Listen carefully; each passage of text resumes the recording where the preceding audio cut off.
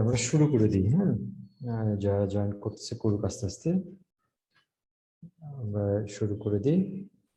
আচ্ছা, আমরা লাস্ট যখন ক্লাস করছিলাম তখন যে জিনিসটা আলোচনা করছিলাম, ইফ ইউ রিমেম্বার, আমরা বোধহয় সেগমেন্ট 5-এ সিআরএমটাকে আলোচনা শুরু করেছিলাম, তাই না?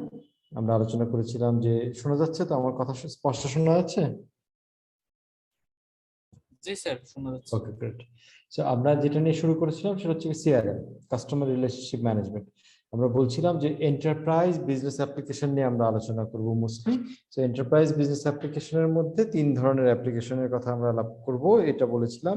যে একটা হচ্ছে সিআরএম, আর একটা হচ্ছে খুব কমনলি আমরা যেটা শুনি সেটা হচ্ছে ইআরপি, এন্টারপ্রাইজ রিসোর্স প্ল্যানিং, আর একটা হচ্ছে SCM, supply chain management.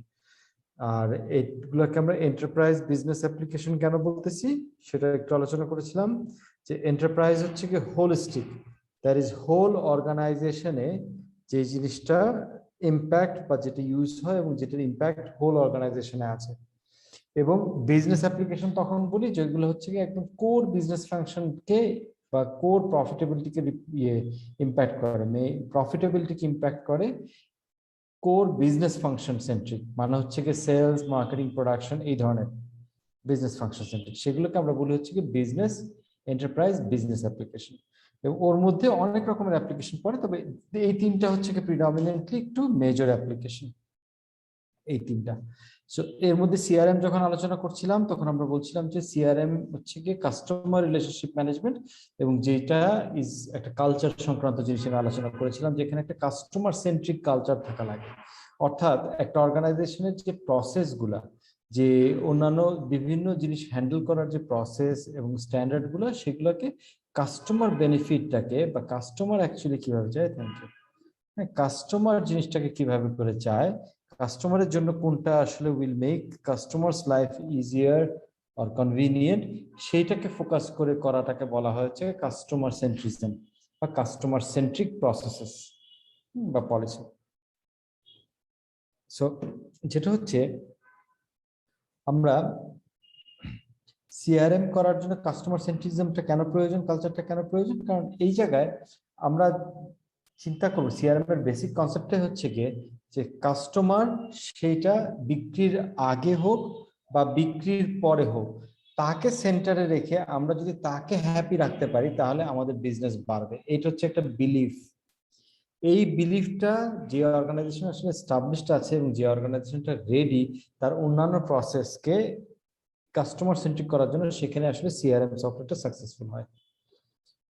CRM এর মধ্যে আমি প্রথমে আলোচনায় 2টা পার্টের কথা বলছিলাম। যে আমরা যদি সেলসকে একটা ডিভাইডিং লাইন ধরি, যে সেলস হওয়াটাকে, সেলস এর আগ পর্যন্ত কাস্টমারের সাথে যে রিলেশনশিপ, সেটা হচ্ছে প্রি সেলস রিলেশনশিপ, সেটাও সিআরএম এর একটা অংশ। আর একটা হচ্ছে পোস্ট সেলস রিলেশনশিপ, সেল হয়ে গেল তারপরে কাস্টমারের সাথে রিলেশনশিপ কি, সেটাও সিআরএম এর অংশ।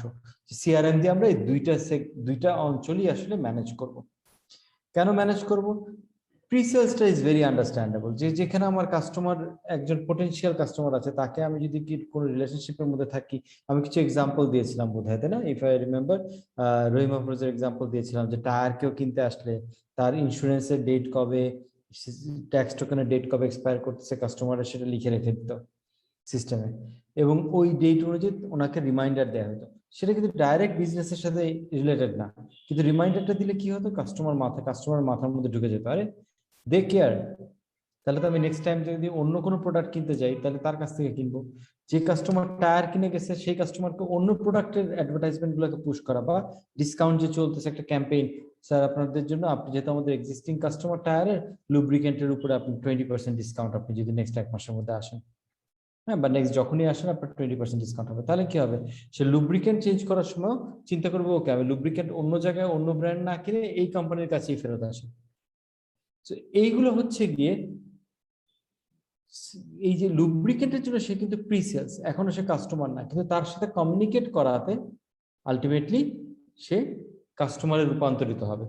ইভেন যদি কোনো প্রোডাক্টের কোনো কাস্টমারই না হয়, আমরা একটা কর্পোরেট ভিজিটে যাচ্ছি, একটা ডাইরেক্ট সেলস ভিজিটে যাচ্ছি, এখন একটা মিটিং করে আসলাম, নেক্সট আমার ওখানে প্রপোজাল পাঠাতে হবে, বলছে যে 1 সপ্তাহের মধ্যে প্রপোজাল পাঠান। তারপরে প্রপোজাল পাঠানোর পরে ফলো আপ মিটিং করতে হবে, কোনো এক জায়গায় তারা আরো কিছু ইনফরমেশন চেয়েছে, সেই ইনফরমেশনগুলো প্রোভাইড করতে হবে। এই যে আমরা যখন সেলস নিয়ে ডিল করি একটা পটেনশিয়াল কাস্টমারের সাথে, তখন এই ধরনের অনেকগুলো ডেলিভারেবলস থাকে, রিমাইন্ডারের প্রয়োজন হয়, যেগুলা কিনা আমি যদি একসাথে আমার পাইপলাইনে 50টা লিড নিয়ে এরকম কাজ করি এবং প্রত্যেকটার যদি এরকম বিভিন্ন রকমের রিকোয়ারমেন্ট থাকে, রিমাইন্ডার থাকে, কোথায় কোন ডেটে কোনটা পাঠানো লাগবে, এই জিনিসগুলো যদি আমি ম্যানুয়ালি মেনটেন করার চেষ্টা করি, সেক্ষেত্রে আমার থ্রুপুটটা ন্যারো হবে, সেক্ষেত্রে আমার থ্রুপুট কম হবে, দেখা যাবে যে আমি ওই পরিমাণ কাস্টমার বা লিড হ্যান্ডেল করে উঠতে পারবো না। কিন্তু এই জিনিসটাই যদি একটা সিস্টেমের মধ্যে রেকর্ডেড থাকতো, সেই সিস্টেম যদি আমাকে হেল্প করতো two always track and set reminder for all these activities, এবং আমি কোনটা কাকে কোন ইনফরমেশন পাঠিয়েছি, একই প্রোডাক্টের প্রাইস আমি কাস্টমার টু কাস্টমার হয়তো ডিফারেন্ট পাঠাই, কোন কাস্টমারকে কোন প্রাইসটা পাঠিয়েছি, কোন কাস্টমারের সাথে কোন এডিশনাল শর্তটা জুড়ে দিয়েছি, কোন এডিশনাল বেনিফিটটা অফার করেছি, এই জিনিসগুলো যদি আমার কাছে সিস্টেমের মধ্যে থাকে, তাহলে ওই কাস্টমারের সাথে আমার যত ইন্টারাকশন হবে, পটেনশিয়াল কাস্টমারের সাথে যত কিছু হবে, that will be more solid, এবং আমি কোনোটা মিস করবো না। তাতে কি হবে, আমার সেলস এর পসিবিলিটি বাড়বে, তাই না? আলটিমেট উদ্দেশ্য হচ্ছে কি কোম্পানির বিজনেসে পজিটিভ ইম্প্যাক্ট করা। তাহলে সেলস এর আগেও কাস্টমারের সাথে রিলেশনশিপ গুলো ইম্পর্টেন্ট। ইভেন আমি এক জায়গায় হয়তো কোনো কাস্টমারের সাথে, অনেক সময় হয় কি অনলাইন সেলে, যেমন আমরা ফিজিক্যাল সেলের কথা বললাম, ডাইরেক্ট সেল, কর্পোরেট সেলের কথা বললাম, অনলাইনে যখন কোনো প্রোডাক্ট সেল হয়, তখন অনলাইনে দেখা যায় যে এই যে আমরা কুকি বলে একটা জিনিস অনেকে শুনে থাকতেছে না, যে আমরা যখন একটা ওয়েবসাইটে যাই তখন বলে যে ওকে কুকি অ্যালাউ করবো কিনা। এই কুকি জিনিসটা কি? কুকি জিনিসটা হচ্ছে কি, ওয়েবসাইটটা একটা ছোট্ট টেক্সট ফাইল, একটা ছোট্ট একটা ফাইল, হ্যাঁ, খুবই হার্মলেস একটা ফাইল, একটা আইডেন্টিটি সহ সে আমার কম্পিউটারে রেখে দেয়। কেন রেখে দেয়? কারণ সে যাতে পরবর্তীতে আমি যখন এই কম্পিউটার ইউজ করি, ওই একই ওয়েবসাইটে আবার ভিজিট করতে যাচ্ছি, তখন সে যাতে আইডেন্টিফাই করতে পারে যে এই ভদ্রলোক আমার ওয়েবসাইটে এর আগে আসছিল, কারণ তার ওখানে একটা নাম্বার আছে, 17 ডিজিটের একটা নাম্বার আমি রেখে দিছি, যে 17 ডিজিটের নাম্বারটা তার কম্পিউটারে আমি খুঁজে পেয়েছি, কুকি ফাইলে আমি খুঁজে পেয়েছি। সুতরাং এই ভদ্রলোক আগেও আসছিল, তখনই তার ডেটাবেজে সে আগে সার্চ করে দেখে যে এই ভদ্রলোক আগের বার যখন আসছিল তখন কি কি সার্চ করেছিল, কোন প্রোডাক্টটা কিনতে কিনতে গিয়েও কেনে নাই, এই জিনিসগুলা ওই ওয়েবসাইটের পক্ষে বোঝা সম্ভব হয়। তাই এই কুকি জাতীয় জিনিসপত্র ইউজ করা হয়। তো এই কুকি যখন ইউজ করা হয়েছে, বা আমি কোনো একটা ওয়েবসাইটে গেলাম, যাওয়ার পরে সে আমার কাছ থেকে বেসিক কিছু রেজিস্ট্রেশন ইনফরমেশন নিয়ে নিছে, মেবি ফেসবুকের আইডিটা, আর মেবি আমার ফোন নাম্বার আর ইমেল অ্যাড্রেসটা নিয়ে নিয়েছিল। তারপর আমি পারচেস করি নাই, আমি কিছু হয়তো তার কিছু অফার টফার দেখলাম, সবকিছু দেখলাম, বাট ইভেনচুয়ালি আমি সাবস্ক্রাইব করি নাই, পেমেন্টটা আর করি নাই। তাহলে কি, I am a non customer, আমি এখানে কাস্টমার হই নাই, বাট আমি লিড, ওই ওয়েবসাইটে কিছু একটা কেনার জন্য গিয়েছিলাম। এবার ওই ওয়েবসাইট কি করলো, আমি যে প্রোডাক্টটা দেখে আসছিলাম কিন্তু কিনি নাই, তখন ওই প্রোডাক্টের উপর একটা ডিসকাউন্ট দিয়ে আমাকে আবার অফার ইমেল পাঠিয়ে দিল যে আপনি এই প্রোডাক্টের প্রতি সম্ভবত ইন্টারেস্টেড ছিলেন, সো এখন এই প্রোডাক্টটাতে আমরা we are offering a 20% discount, so will you be willing to buy. Or আমি কিছু প্রোডাক্ট ব্রাউজ করে আসছি, এবার সেটার সাথে রিলেটেড কিছু প্রোডাক্ট আমাকে কন্টিনিউয়াসলি প্রমোট করে যাচ্ছে, দেখিয়ে যাচ্ছে। ইভেন আমাকে ইমেল না করে, অনেক সময় ফেসবুকে দেখবেন, আপনারা দেখে থাকবেন যে আপনি কোনো একটা পার্টিকুলার ওয়েবসাইটে গিয়ে, একটা ই কমার্স ওয়েবসাইটে একটা ব্যাগ দেখে আসছিলেন বা একটা ঘড়ি দেখে আসছিলেন, তারপরে আপনি এইবার ফেসবুকে যান আর প্রথম আলো পড়েন, যেখানেই যাবেন সেখানেই দেখেন আপনি এই প্রোডাক্টটার একটা অ্যাড দেখতে পাচ্ছেন। আপনি হয়তো দেখে আসছিলেন, কেনেন নাই, কিন্তু ওই প্রোডাক্টের একটা অ্যাড আপনার পিছু ছাড়তেছে না। আপনি ফেসবুকে যাচ্ছেন, কি আপনি লিঙ্কডইনে না, ফেসবুকে যাচ্ছেন, অথবা পিন্টারেস্টে যাচ্ছেন, অথবা ইনস্টাগ্রামে যাচ্ছেন, অথবা গুগল অ্যাডওয়ার্ডসে যাচ্ছেন, বিভিন্ন জায়গায় বিভিন্ন ম্যাগাজিনে যাচ্ছেন, ওখানে গিয়ে দেখতেছেন ওই একই প্রোডাক্ট বা ওই ক্লাসের ওই একই জাতীয় প্রোডাক্টের অ্যাডভার্টাইজমেন্ট আপনার পিছু ছাড়ছে না। এটা হয় কিনা? এটা কিন্তু হয় আমাদের, তাই না? এই টেকনোলজিটাকে, এইটাকে বলা হচ্ছে কি রিটার্গেটিং। এই মার্কেটিয়ারদের ভাষায়, অনলাইন মার্কেটিয়ারদের ভাষায় এই জিনিসটাকে বলা হচ্ছে কি রিটার্গেটিং। অর্থাৎ যে যাকে আমি টার্গেট করেছিলাম আগে, যে আমার কোনো একটা পার্টিকুলার প্রোডাক্ট অথবা সার্ভিস আগে ভিউ করে গিয়েছিল ওয়েবসাইটে, তাকে রিপিটেডলি টার্গেট করা, তাকে বারবার না কেনা পর্যন্ত ওই প্রোডাক্ট বা ওই জাতীয় প্রোডাক্ট বা ওই সিমিলার ক্লাসের প্রোডাক্ট তাকে দেখানো, সো দ্যাট সে যাতে কিনতে আগ্রহী হয়। তো এই যে এই জিনিসগুলো প্রত্যেকটাই হচ্ছে কিন্তু সেলস এর আগে যত রকমের ফলো আপ, সেলস এর আগে যত রকমের রিলেশনশিপ এস্টাবলিশ করা, ফলো আপ করা, কন্ট্যাক্ট মেনটেন করা, রাইট? সো এইটার ফলে কি হয়, সেলস এর পসিবিলিটি হায়ার হয়। ঠিক সেরকম সেলস এর পরের আরেক অংশ হচ্ছে কি পোস্ট সেলস, যেটা আমরা গতদিন আলোচনা করেছিলাম, যে যদি সেলস হয়ে গেল তারপরে যদি কাস্টমারকে আমি খুব ভালো সার্ভিস দিতে পারি, সবসময় যদি তাকে যদি যে তার যা কোয়েরি তার যদি অ্যান্সার করতে পারি, তার যা কিছু রিকোয়ারমেন্ট সাপোর্ট লাগে, ওয়ারেন্টি লাগে, সবকিছু ঠিক মতো হ্যান্ডেল করি, তাহলে কি হবে, এই customer will be very satisfied. সে নিজেও যদি আরো কোনো প্রোডাক্ট কেনে, সে আমার কাছ থেকে কিনবে। সে তার পরিচিত কেউ যদি এই ধরনের প্রোডাক্ট কিনতে যায়, তাহলে সে আমাকে রেকমেন্ড করবে। যে কোনো সেলস এর ক্ষেত্রে there is a cost called acquisition cost, customer acquisition cost, CAC. Modern বিজনেসে এই customer acquisition cost is a very sensitive business metric. যে আমি একটা প্রোডাক্ট 10 টাকায় যখন সেল করি, এইটার হয়তো প্রোডাকশন কস্ট আমার 6 টাকা। দেখা যাবে কাস্টমার অ্যাকুইজিশন কস্ট, এই যে কাস্টমারটা আমি নিয়ে আসলাম সেল করার জন্য, তার জন্য যে মার্কেটিং এন্ড সেলস যে এক্সপেন্স করলাম, সেটা হয়ে গেছে হচ্ছে গিয়ে আরো 3 টাকা। দেন হচ্ছে গিয়ে আর 1 টাকা হচ্ছে গিয়ে আমি প্রফিট করতেছি। আমি যদি এই 3 টাকার কাস্টমার অ্যাকুইজিশন কস্ট কোনোভাবে কমায় নিয়ে আসতে পারি বা অ্যাভয়েড করতে পারি, তাহলে কি হবে, প্রফিটেবিলিটি অনেক বেড়ে যাবে। এইটার জন্য এই যে আমরা যদি কাস্টমারকে সার্ভিস ভালো দিই এবং সে যদি রিপিট পারচেস করে, কিংবা সে যদি আরো 10 জনকে রেফার করে, ওই 10 জন নতুন কাস্টমারের কাছে কিন্তু সেল করতে গিয়ে আমার কাস্টমার অ্যাকুইজিশন কস্ট লাগলো না, তার মানে আমার ওই 3 টাকাটা লাগলো না। So we make more profit, significantly higher profit from referral customers. এই জন্য এই পোস্ট সেলসে কাস্টমার সার্ভিস খুব ইম্পর্টেন্ট। কাস্টমার সার্ভিস খুবই ইম্পর্টেন্ট হয়ে যায়। এছাড়াও আরো কিছু কারণ আছে। Let's dive deep into this.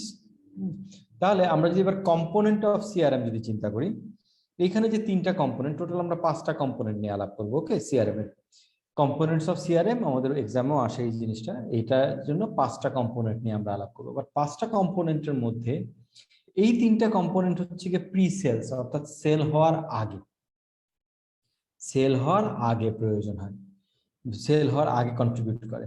তার মধ্যে 1 নম্বরটা কি, contact and account management. Contact and account management হচ্ছে গিয়ে, আমি যদি উদাহরণ দিয়ে বলি, ধরেন একটা কোম্পানি, এই যে আমি একটা কর্পোরেটে বসে আছি, একটা কোম্পানিতে বসে আছি, হ্যাঁ, এই কোম্পানিতে we have got lot of people। এই মানুষজনের মধ্যে বিভিন্ন ডিপার্টমেন্টের বিভিন্ন মানুষ আছে, হয়তো এইচআর এ কেউ আছে, কেউ ইঞ্জিনিয়ারিং ডিপার্টমেন্টে আছে, কেউ হয়তো মার্কেটিং ডিপার্টমেন্টে আছে, কেউ ডাইরেক্ট সেলসে আছে, কেউ হয়তো কল সেন্টারে আছে, তাই না?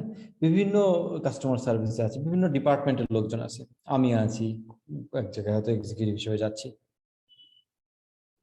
আমরা প্রত্যেকেই বিজনেসে, এই যে প্রত্যেক ডিপার্টমেন্টে আমরা যে বিভিন্ন লোকজন, আমরা প্রত্যেকেই কিন্তু বিভিন্ন কারণে থার্ড পার্টি অনেক মানুষজনের সাথে কার্ড এক্সচেঞ্জ করি বা কন্ট্যাক্ট এক্সচেঞ্জ করি, তাই না? এট এনি গিভেন মোমেন্ট, এই যে জাস্ট এই মোমেন্টে আমার কার্ড হোল্ডারে এখনো রাখা হয় নাই, কিন্তু আমি যেই এই লাস্ট কয়েকদিনে যত লোকের সাথে ভিজিট করেছি বা যত লোক আমার কাছে আসছে দেখা করতে, তাদের ভিজিটিং কার্ড গুলো আমার কাছে টেবিলের উপরে রয়ে গেছে একটা বক্সের ভিতরে, তাই না? এখানে দেখা যাবে কিছুদিন পরে এই কার্ড হোল্ডার গুলো, এগুলো নিয়ে কিছু কিছু কার্ড হোল্ডারে রাখা হবে, কিছু ফেলে দেওয়া হবে। বাট এইরকম কন্ট্যাক্টস প্রত্যেক এক্সিকিউটিভ, প্রত্যেক কোম্পানির এমপ্লয়ির কাছে হাজার হাজার শয়ে শয়ে কার্ড থাকে। যারা বেশি সেলসে যায়, বেশি আউটওয়ার্ড আউটবাউন্ড, তাদের কাছে বেশি থাকে, প্রচুর পরিমাণ কন্ট্যাক্ট থাকে। কার্ড থাকুক, অথবা এরকম হতে পারে যে আমি যদি প্রকিউরমেন্টে থাকি, আমি হয়তো কোনো একটা কোম্পানি থেকে কোটেশন নিচ্ছি, 4টা কোম্পানি থেকে, 4টা কোম্পানির রিপ্রেজেন্টেটিভ এসে আমার কাছে কার্ড দিয়ে গেছে, বা 4টা কোম্পানির রিপ্রেজেন্টেটিভকে আমি চিনি এবং তাদের বস কারা, তাদেরকে আমি তাদের সম্পর্কে জানি, তাই সেই কোম্পানি কি বিজনেস করে, এই ডিটেইল গুলো জানি। এই যে ইনফরমেশন গুলা, এই ইনফরমেশন গুলাকে আমরা বলি কন্ট্যাক্টস, কন্ট্যাক্ট ডিটেলস। যে বিভিন্ন রকমের কন্ট্যাক্ট হতে পারে, সেটা সাপ্লায়ার হতে পারে, সেটা কাস্টমার হতে পারে, সেটা কোনো কোলাবোরেটিভ পার্টনার হতে পারে, বাট এগুলি সব কন্ট্যাক্টস।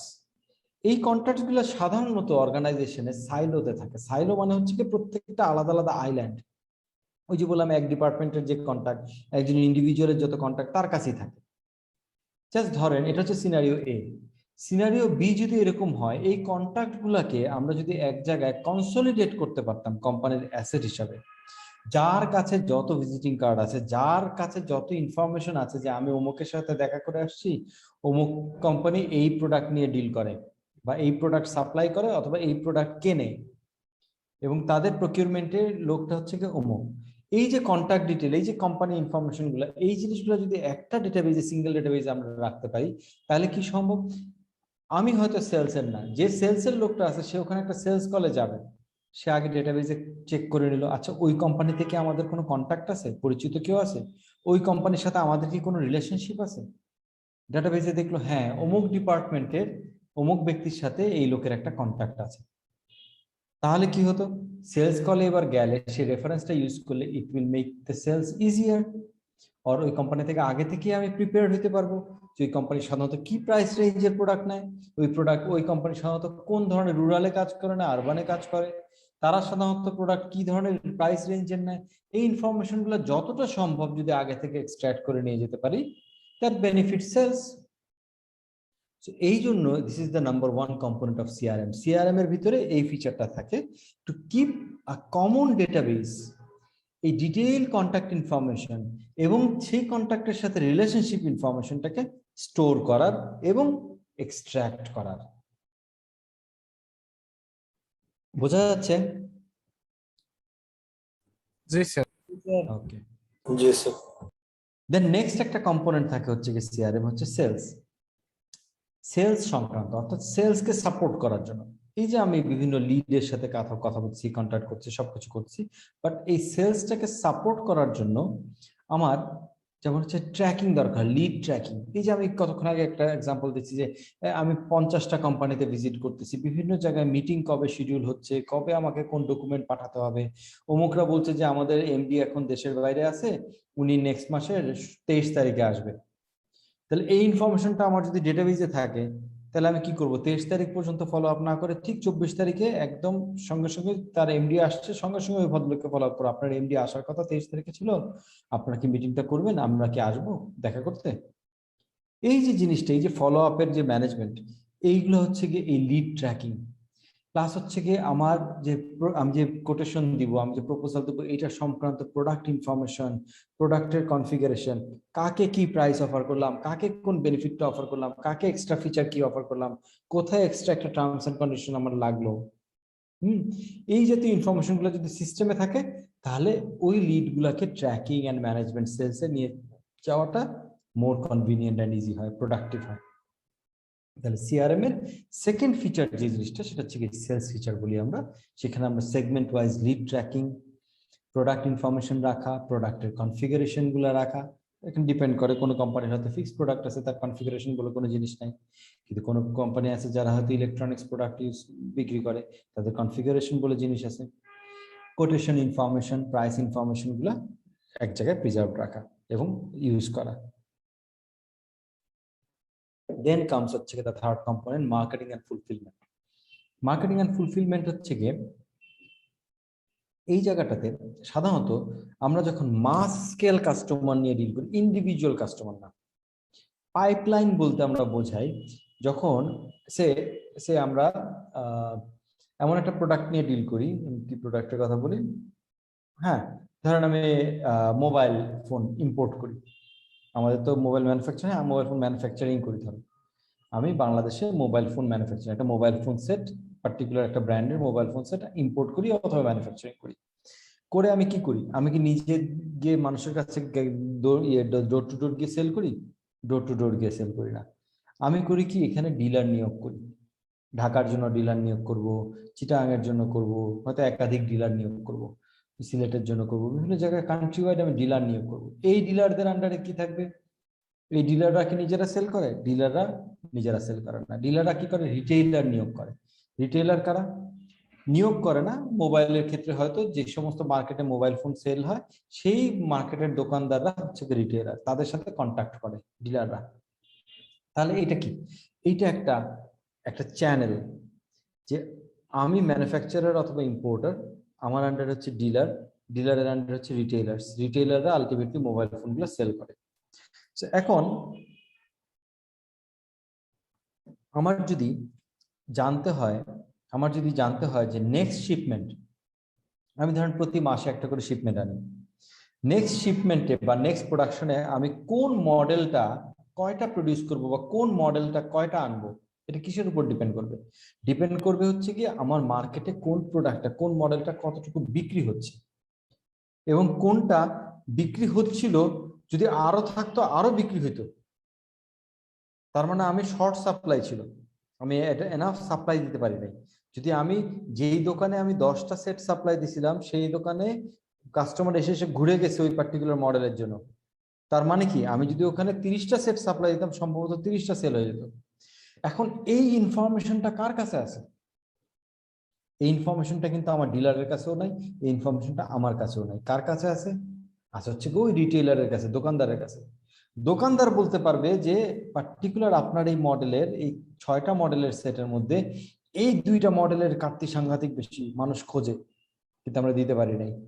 আর এই বাকি 4টা মডেলের মধ্যে বাকি এই 2টা হচ্ছে কি মোটামুটি চলে, যা আপনারা দিচ্ছেন তা চলে যায়, কিন্তু 2টা আছে হচ্ছে কি স্লো আইটেম, 2টা চলে না, খুব একটা মানুষজন নেয় না। এই যে ইনফরমেশনটা, এই ইনফরমেশনটা আমার এরকম রিটেইলার যদি সারা দেশে সে 500 রিটেইলার থাকে, এই 500 রিটেইলার হয়তো 15 জন ডিলারের আন্ডারে আছে। এই 500 রিটেইলার যার যার ডিলারকে এই মেসেজটা ইনফরমেশন যদি প্রপারলি দেয়, ডিলাররা যদি এটাকে কম্পাইল করে আমাকে যদি মেসেজটা দেয় ম্যানুফ্যাকচারার বা ইম্পোর্টারকে, তাহলে আমি বুঝতে পারবো নেক্সট শিপমেন্টে আমার কোন মডেল কতগুলো আনতে হবে বা কোন মডেল কতগুলো প্রডিউস করতে হবে। এই জিনিসটাকে আমরা বলি হচ্ছে যে সেলস পাইপলাইন। এই যে আমি প্রসেসটার কথা বললাম, এই প্রসেসটাকে বলা হয় হচ্ছে কি সেলস পাইপলাইন। অর্থাৎ আমার নেক্সট নেক্সট নেক্সট সেলস কি ওয়েট করতেছে কোন জিনিসের। এটা আরেকটা খুব প্রফেশনাল একটা টার্মিনোলজি আছে, বিজনেস টার্মিনোলজি আছে, SNOP, sales and operation planning. হ্যাঁ, আমরা সহজ ভাষা যেটাকে বলি forecasting, sales forecasting. But sales forecasting and sales and operation planning এর মধ্যে একটু পার্থক্য হচ্ছে কি সেলস ফোরকাস্টিং আমি শুধুমাত্র কিছু অ্যাজাম্পশনের উপরে বেস করে, কন্ডিশনের উপরে বেস করে ফোরকাস্ট করি। আর সেলস এন্ড অপারেশন প্ল্যানিং বা এই জাতীয় যেটাকে বলে পাইপলাইন ম্যানেজমেন্ট, এটা হচ্ছে কি একদম এন্ড এলিমেন্টের এন্ড পয়েন্টের ফিডব্যাকের উপরে বেস করে আমরা ট্রি ধরে ধরে পুরা ফোরকাস্টটা করি। ওকে, এটাকে বলা হচ্ছে পাইপলাইন ম্যানেজমেন্ট। তাহলে এই পাইপলাইন ম্যানেজমেন্ট একটা খুব ইম্পর্টেন্ট জিনিস অনেক বিজনেসের জন্য, নাহলে সে এক্সাক্ট এফিসিয়েন্সিতে থাকতে পারবে না। প্লাস হচ্ছে গিয়ে তাকে অনেক সময় কি হয়, যখন সে দেখে যে একটা পার্টিকুলার মডেলের ডিমান্ডটা কম, তাহলে কি করতে হবে, তাকে যখন সেটা টের পাবে যে এই মডেলটা ডিমান্ড কম কিন্তু এই মডেল আমার অনেক প্রোডাকশন হয়ে আছে বা অনেক কি আছে, আমি তো প্রোডাকশন নষ্ট করব না, তাহলে আমাকে ডিসকাউন্ট অফার করতে হবে বা কোনো একটা ক্যাম্পেইন বা কোনো একটা প্রমোশন অফার করতে হবে ওই পার্টিকুলার মডেলে বেশি করে, যাতে মানুষ ওইটা বেশি পুল করে।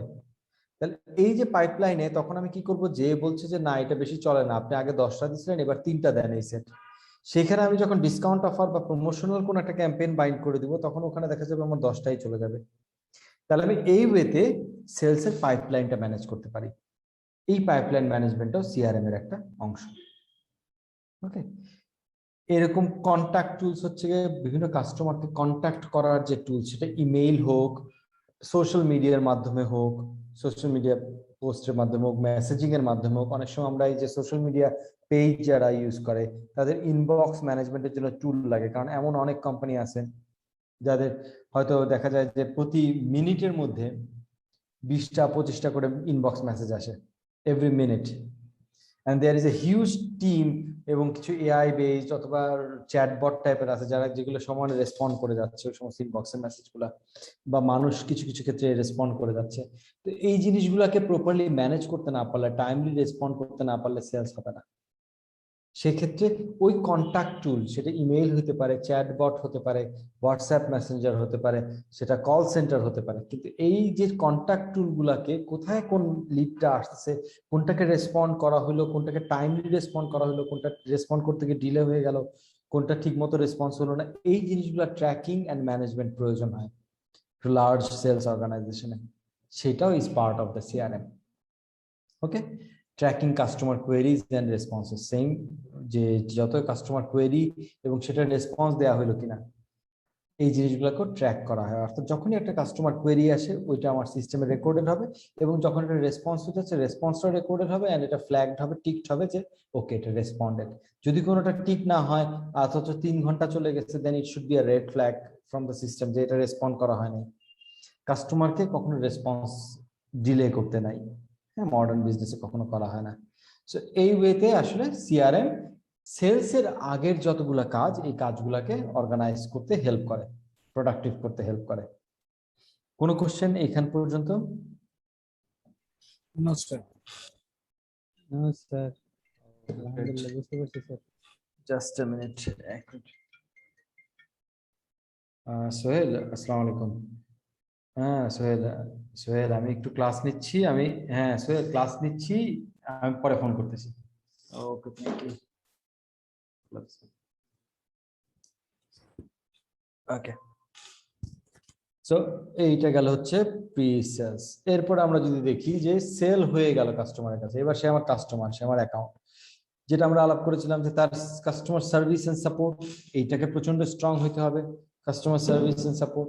সো সেই জায়গায় customer service and support strong হওয়া মানেই মানে শুধু আন্তরিকতাই না, আসলে উই উইল নিড টুলস, যে আমার প্রত্যেকটা জিনিস যাতে একটা সার্ভিস রিকোয়েস্ট আসলো, একটা প্রবলেম আসলো, প্রথমত প্রবলেমটা আমি রেকর্ড করতে পেরেছি কিনা, দেন প্রবলেমটাকে আমি ক্যাটাগরাইজ করতে পারলাম কিনা, দেন প্রবলেমটা সলভ হইলো কিনা, সলভটা কমিউনিকেটেড হইলো কিনা, কাস্টমারের ফিডব্যাক নিলাম কিনা, এবং এই যে প্রবলেমটা হয়েছিল এবং প্রবলেমটা যে সলিউশন দিলাম এইটা থেকে আমার কোনো লার্নিং আছে কিনা, নলেজ আছে কিনা, সেটাকে আমি ক্যাপচার করে রাখলাম কিনা। ক্যাপচার কেন করব? যাতে ভবিষ্যতে আরেকজন কাস্টমারের যদি একই প্রবলেম হয় আমার ওই ডায়াগনস্টিকের টাইমটা বাঁচায় দিয়ে সঙ্গে সঙ্গে যাতে আমি সলিউশন দিতে পারি। এটাকে বলা হচ্ছে প্রবলেম সলভিং প্রসেস। ওকে, যে প্রথমত এটাকে রিকগনাইজ করা অর্থাৎ রেকর্ড করা কাস্টমারের প্রবলেমকে, এবার এটাকে ক্যাটেগরাইজ করা, অ্যানালাইজ করে ক্যাটেগরাইজ করা, ক্যাটেগরাইজ করার পর এটাকে সলভ করা, সলভ করা হইলে এই সলিউশনটা এক্সিকিউট করা এন্ড কমিউনিকেট করা কাস্টমারকে, যে কাস্টমারকে আমি কমিউনিকেট করলাম সলিউশন হয়ে গেছে। এন্ড লাস্টলি এই যে সলভ প্রবলেমটাকে এবং সলিউশনটাকে নলেজ বেজের মধ্যে রেখে দেওয়া, সো দ্যাট রিপিটেড এরকম প্রবলেম হলে যাতে পরে আমি ফাস্টার রেসপন্স করতে পারি। ওকে, দিস আর প্রবলেম সলভিং। এটা কিন্তু যে কথাটা বললাম এটা কিন্তু লাইফ লং, মানে এটা কিন্তু লাইফের যে কোনো জায়গায় প্রবলেম সলভিং এর অ্যাপ্রোচ একই। ওকে, প্রবলেম সলভিং অ্যাপ্রোচ বলে এটাকে। So it's a very useful thing, মানে এটা এটা নোট রেখে দিয়েন। প্রবলেম সলভিং অ্যাপ্রোচ হচ্ছে গিয়ে প্রথম হচ্ছে গিয়ে অ্যাকনলেজ করা অর্থাৎ রেকর্ড করা। কোনো প্রবলেমকে যদি আমি রেকর্ড না করি তাহলে ওই প্রবলেম সলভ হওয়ার সম্ভাবনা খুবই কম। লাইফের প্রবলেম, যে কোনো প্রবলেম, মানে আপনার একজনের সাথে রিলেশনশিপ প্রবলেম হচ্ছে, you must first recognise there is a problem and you must first be able to articulate that this is a problem. ওকে, এইবার প্রবলেমটাকে ক্যাটাগরাইজ করা, প্রবলেমটা কি সংক্রান্ত, কি ধরনের প্রবলেম, এটা কি টেকনিক্যাল প্রবলেম, ফাইন্যান্সিয়াল প্রবলেম, আর টেকনিক্যালের মধ্যে কোন সাব ক্যাটাগরির প্রবলেম।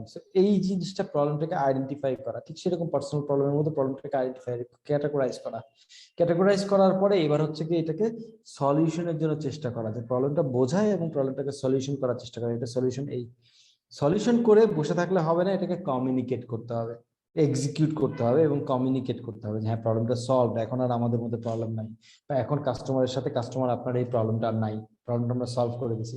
আমি প্রবলেম সলভ করলাম, সে একটা মোবাইল ফোন কোম্পানি রং বিলিং করছে কাস্টমারকে, কারণ কাস্টমার কমপ্লেইন করলো যে আমার তো বিল বেশি আসছে, কি ব্যাপার বিল বেশি আসছে কেন। তখন মোবাইল ফোন কোম্পানি কি করতে হবে, এটাকে প্রপারলি রেকর্ড করতে হবে।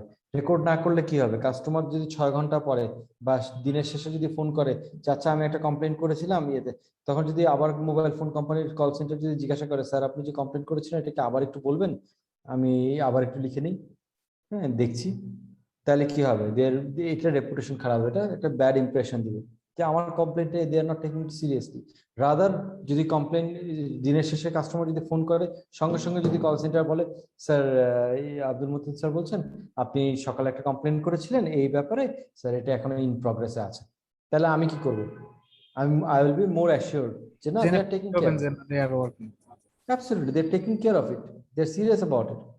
So recording of the problem is very important, then categorizing it, কারণ নিজের ম্যানেজমেন্টের জন্য, কারণ ক্যাটাগরাইজ না করলে সব প্রবলেম যদি আপনার ইকুয়াল প্রায়োরিটির হয় তাহলে কোনো প্রবলেমই আসলে সলভ হবে না। এটা কিন্তু সবসময় মনে রাখবেন, এটা কিন্তু লাইফ লেসন একটা।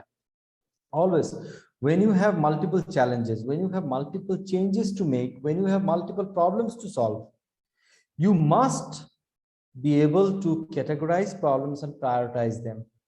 Without prioritization, দেখেন এখনকার যুগে we must be multitaskers. আমাদেরকে মাল্টিটাস্কিং না করতে পারলে জীবনও কিছু হবে না। ওকে, মানে আমরা এক একটা দিন পার করি, এই দিন চলে গেছে। আগে যখন আমরা সরকারি চাকরিতে থাকতে পারে, আর যে একটা ওই সারাদিন আমার কাজ হচ্ছে শুধু লাইন টানা, সো সারাদিন আমি খালি লাইন টেনেই গেলাম, সিঙ্গেল টাস্ক। হ্যাঁ, আমি 1000 পেজে লাইন টেনে গেলাম। এই ধরনের চাকরি, ক্ল্যারিক্যাল চাকরি কিন্তু এখন আর নাই, বা ক্ল্যারিক্যাল চাকরি বলতে চাই আমি কথাটা, ক্ল্যারিক্যাল টাস্ক বা ক্ল্যারিক্যাল জব কিন্তু এখন আর নাই, এক্সিস্ট করে না। কারণ ক্ল্যারিক্যাল কাজকর্ম ম্যাক্সিমামই আসলে মেশিনরা নিয়ে নিছে, ছোট ছোট বিভিন্ন সফটওয়্যারই আসলে ক্ল্যারিক্যাল জিনিসপত্র করে ফেলে, এবং সামনে আরো যাবে, মিড লেভেল ডিসিশন মেকিংও চলে যাবে আমাদের হাত থেকে, মানুষের হাত থেকে। সো কি হয়, এখনকার জায়গায় মানুষকে মাল্টিটাস্কিং করতে পারতে হয়, সমস্ত কিছু মাল্টিটাস্কিং করতে পারতে হয়, মাল্টিপল চ্যালেঞ্জ তাকে হ্যান্ডেল করতে পারতে হয়। মাল্টিপল চ্যালেঞ্জ হ্যান্ডেল করার এক নাম্বার কি হইতেছে গিয়ে, to be able to tell এইটা আমি এখন করব, এইটা আমি এখন করব না, এটা আমি এখন করবো, এটা আমি পরে করবো। আমি আরেকটা কথা সবসময় বলি লিডারশিপ ট্রেনিং এ বা বিভিন্ন লিডারশিপ কোচিং যখন করি, তখন একটা কথা বলি যে প্রোঅ্যাক্টিভনেস মানুষের ল্যাঙ্গুয়েজে সবসময় বলা হয়। দেখবেন আমরা অনেকেই এই ল্যাঙ্গুয়েজটা ইউজ করি, আচ্ছা আমাকে আজকে এই মিটিংটা করতে হবে, না আমি তো পারবো না, আজকে বিকালে আমার অমুক জায়গায় যেতে হবে।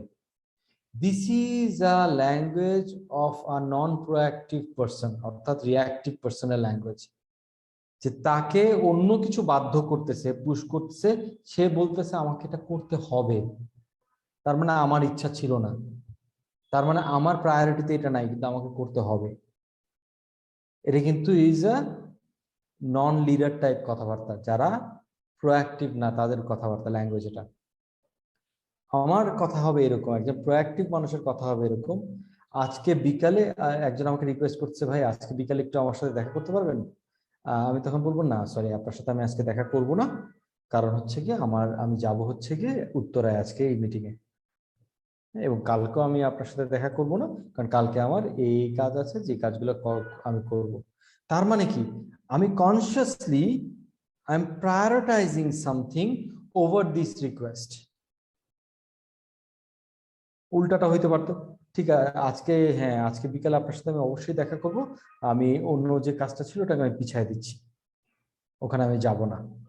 That's the language of a proactive person who is in charge of his works, তার টাস্কের ইনচার্জে।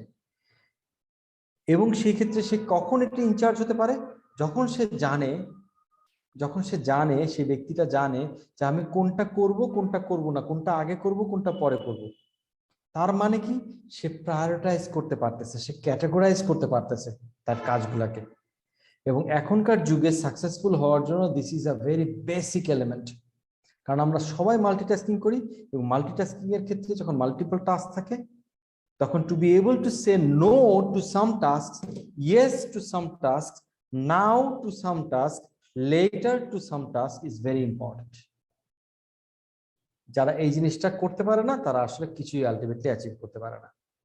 সো ওই রকম ভাবে এই বিজনেসের ক্ষেত্রেও আমরা দেখতে পাচ্ছি যে এই যে প্রসেসগুলো সব ইনভলভ। তাহলে কাস্টমার সার্ভিস সাপোর্টে আমার যদি টুলগুলো থাকে, তাহলে আমি রেকর্ড করতে পারবো, প্রবলেমকে সর্টিং করতে পারবো, সলভ করতে পারবো, সলভ করে কমিউনিকেট করার টুল আমার হাতে আছে, এবং এটাকে নলেজ হিসাবে ক্যাপচার করার টুলটা আছে, যে ভবিষ্যতে এই একই প্রবলেম যদি আবার আসে আমি এটাকে সহজে যাতে অ্যাপ্রোচ করতে পারি।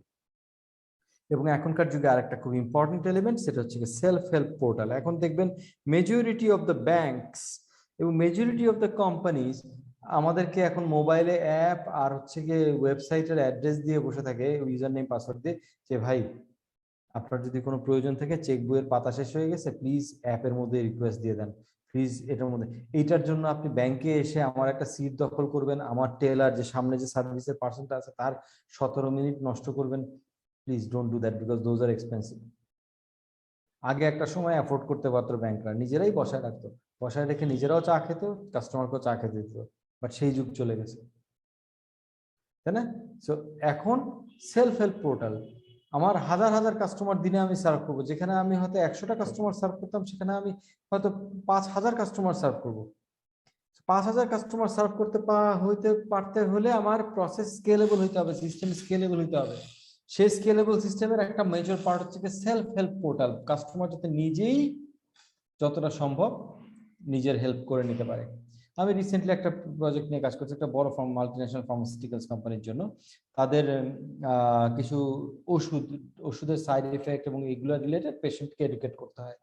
সো পেশেন্ট এডুকেশনের যে প্রোগ্রামগুলা, এগুলি সাধারণত আগে ট্রেডিশনালি যেটা হইতো সেটা হচ্ছে কি যে একটা ক্যান্সারের ড্রাগ, যে ক্যান্সারের ড্রাগটা নিলে দেয়ার আর সাইড এফেক্টস, দেয়ার আর প্রিকশনস, অনেক কিছু আছে, অনেক ক্রিটিক্যাল ট্রিটমেন্ট প্রসিডিউর।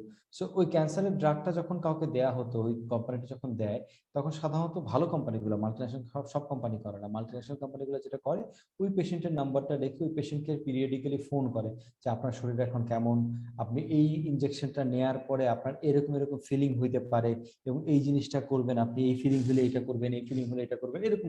এটাকে বলে পেশেন্ট কাউন্সেলিং বলে। পেশেন্ট কাউন্সেলিং এডুকেটরকে দিয়ে, কিছু এডুকেটর থেকে তাদেরকে দিয়ে করানো হয়। সাধারণত এটা ফোনে করানো হয়, সাধারণত বুকলেট পাঠানো হয়, সাধারণত তাদেরকে প্রোঅ্যাক্টিভলি ফোন মেসেজ, অনেক সময় ডাক্তার ভিজিট করেও এই জিনিসগুলোকে সুপারভাইজ করে বা কোনো হাসপাতালে আন্ডারে দেওয়া হয়।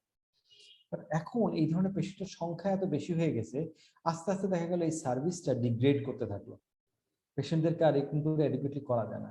সো আমি রিসেন্টলি একটা প্রজেক্ট করলাম যেখানে আমি বললাম যে না, will have to come up with a solution which is scalable, যেটাকে স্কেল করা যায়, যেটাকে আসলে অনেক মানুষকে একবারে সার্ভ করা যায়।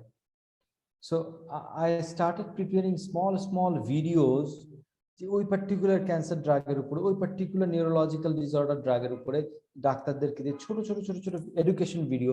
পেশেন্টরা যে কনভারসেশনটা আসলে একজন ডাক্তারের সাথে করার কথা ছিল সাইড এফেক্ট নিয়ে বা এনে, ওই জিনিসগুলো আগে থেকে এফএকিউর মতো, ফ্রিকোয়েন্টলি আস্ক কোশ্চেনের মতো স্ট্রাকচার্ড ওয়েতে একটা পোর্টালের মধ্যে সমস্ত কিছু আছে। অর্থাৎ পেশেন্ট জাস্ট অ্যাপের মধ্যে বা ওয়েবসাইটে গিয়ে তার যে প্রবলেমটা হচ্ছে, প্রবলেমটা চোখের সামনে দেখতে পেয়ে ক্লিক করলো, ওইটা সংক্রান্ত যা ইনফরমেশন সেটাই ওর সাথে সাব লিঙ্ক যা আছে, আরো কি কি তার জানা দরকার সবকিছু ওখানে পেয়ে যাচ্ছে। দেখা যাচ্ছে এতে 90% অ্যাবাভ কোয়েরিজ পেশেন্ট খুব কমফোর্টেবলি সুন্দর করে নেয়, যেটা কিনা একজন ডাক্তারের সাথে ফোন কলে ফোনের বিল উঠতেছে এই কারণে 10 মিনিটের বেশি কথা বলে শেষ করা হতো না, কিন্তু পেশেন্ট এখন আধা ঘন্টা কন্টেন্ট দেখতেছে এবং তার সমস্ত এডুকেশন পেয়ে যাচ্ছে। তাতে ইম্প্যাক্টটা অনেক বেটার ইম্প্যাক্ট এসে গেল।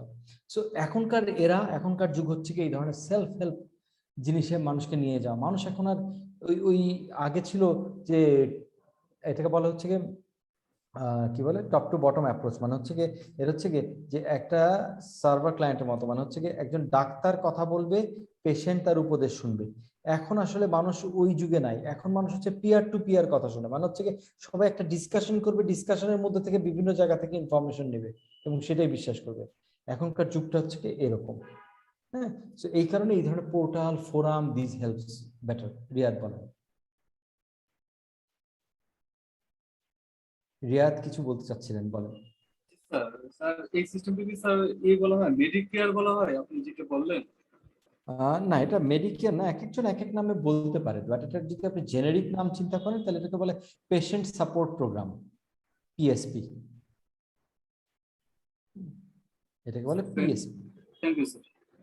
পেশেন্ট সাপোর্ট প্রোগ্রাম বলে। তো পেশেন্ট সাপোর্ট প্রোগ্রাম সাধারণত খুব কম, বাংলাদেশে খুব কমই হয়, খুব মাত্র দু একটা হয়তো ফার্মাসিউটিক্যাল আছে, যে বাইরের মাল্টিন্যাশনাল ফার্মাসিউটিক্যাল কোম্পানি আছে, যেমন রোশ, নোভার্টিস, নভো নর্ডিস্ক, হ্যাঁ এরা করে। আমি এদেরই একটা কোম্পানির কথা বললাম আর কি এখন মাত্র। আচ্ছা, যাক, সো যেটা হচ্ছে যে এই জিনিসগুলো আসলে কাস্টমারের সাথে, এই যে দেখেন তাদের কাস্টমার কিন্তু তাদের কাস্টমারের সাথে রিলেশনশিপ মেনটেন করতেছে, and that is going to help them their business.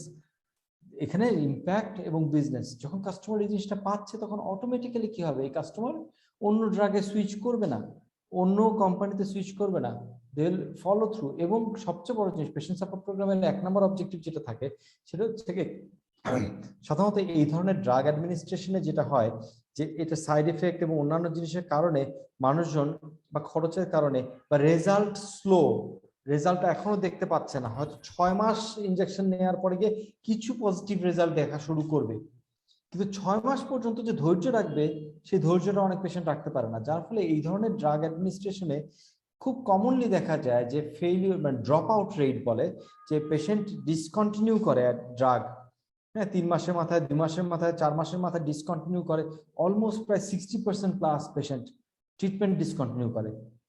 হ্যাঁ, যে তারা ট্রাস্ট করতে পারে না, তারা ট্রিটমেন্ট ডিসকন্টিনিউ করে। সো আইদার সাইড এফেক্টের জন্য, অথবা রেজাল্ট দেখতেছে না সেই জন্য, বা অন্য কনফিউশনের জন্য। হ্যাঁ, সো এই এই এই যে ড্রপ আউট রেটটাকে কমানোই হচ্ছে কি পেশেন্ট সাপোর্ট প্রোগ্রামের একটা অবজেক্টিভ। সো এখানে দেখেন, এখানে ইম্প্যাক্ট, এবং যারা ড্রপ আউট হয় নাই, যারা ফুল লেন্থ ট্রিটমেন্টটা চলে গেছে, তারা যখন ভালো রেজাল্টটা পাবে তখন কি হবে, সে 10 জনকে বলবে, তাই না? একটা মার্কেটে একটা ইনফরমেশন ছড়াবে, একটা ইমপ্রেশন তৈরি হবে, ও বাহ এই ট্রিটমেন্টটা তো কাজ করে, তখন ওই ট্রিটমেন্টে more people will be interested. So যদিও patient support programme is not fully commercially motivated, it's more impact motivated, but still there are other areas, সেটা কনজিউমার ইলেকট্রনিক্সে হোক, সেটা অন্য কোনো প্রোডাক্টে হোক, যদি আমি ওই ধরনের প্রোডাক্টের ক্ষেত্রে এই লাইনগুলোকে ঠিক রাখতে পারি, সেক্ষেত্রে we get a better result. Lastly retention and loyalty management, এটাকে হচ্ছে কি বলে হচ্ছে কি যে কাস্টমারকে এই কোম্পানির সাথে, একটা ব্র্যান্ডের সাথে বা একটা কোম্পানির সাথে অ্যাটাচ করে রাখা। কাস্টমারের একটা পারচেজ পোটেনশিয়ালকে বলি আমরা এলটিভি, লাইফ টাইম ভ্যালু। কাস্টমারের পারচেজ পোটেনশিয়ালকে আমরা বলি কাস্টমারের এলটিভি, লাইফ টাইম ভ্যালু। তার মানে এই কাস্টমার তার লাইফ টাইমে এই ধরনের প্রোডাক্ট, বা আমি যে প্রোডাক্ট সেল করি সেই প্রোডাক্ট কতগুলো কিনতে পারে, কত টাকার কিনতে পারে, সেটা হচ্ছে একটা কাস্টমারের এলটিভি। এই এলটিভিটাকে এক্সট্রাক্ট করতে, ওই যে বললাম, আমি যদি এই কাস্টমার বাদ দিয়ে আরেক কাস্টমারের কাছে পিছনে দৌড়াই, ওই কাস্টমারকে আনতে হইলে আমার কাস্টমার অ্যাকুইজিশন কস্ট লাগবে, that will reduce my profitability. But এই কাস্টমারের যদি আমি ফুল লাইফ টাইম ভ্যালু যদি এক্সট্রাক্ট করতে পারি, টাকা তো আমার বারবার বিক্রি করতে গেলে কাস্টমার অ্যাকুইজিশন কস্ট লাগবে না, রাইট? বারবার কাস্টমার অ্যাকুইজিশন কস্ট লাগবে না, so I will be making more money. So এই জন্য এই জন্য এই জন্য আমরা কাস্টমারকে ধরে রাখতে চাই। আপনারা দেখবেন ইভেন এই যে সোনার দোকানে যে যখন পয়লা বৈশাখ হয়, তখন দেখবেন যত অর্নামেন্টস এর দোকান হয়, অর্নামেন্টস এর দোকান থেকে চিঠি আসে, তারা দাওয়াত করে, হ্যাঁ, যে নববর্ষের ওখানে তাদের যাতে কাস্টমার যাতে যায়, কাস্টমারে গিয়ে যাতে মিষ্টি খেয়ে আসে, তাদের বিভিন্ন গ্রিটিংস পাঠায়, সবকিছু পাঠায়। কেন পাঠায়? কারণ যাতে ওই কাস্টমারটা ওই দোকানের সাথে অ্যাটাচ হয়ে থাকে। একটু জাস্ট 1 মিনিট খালি।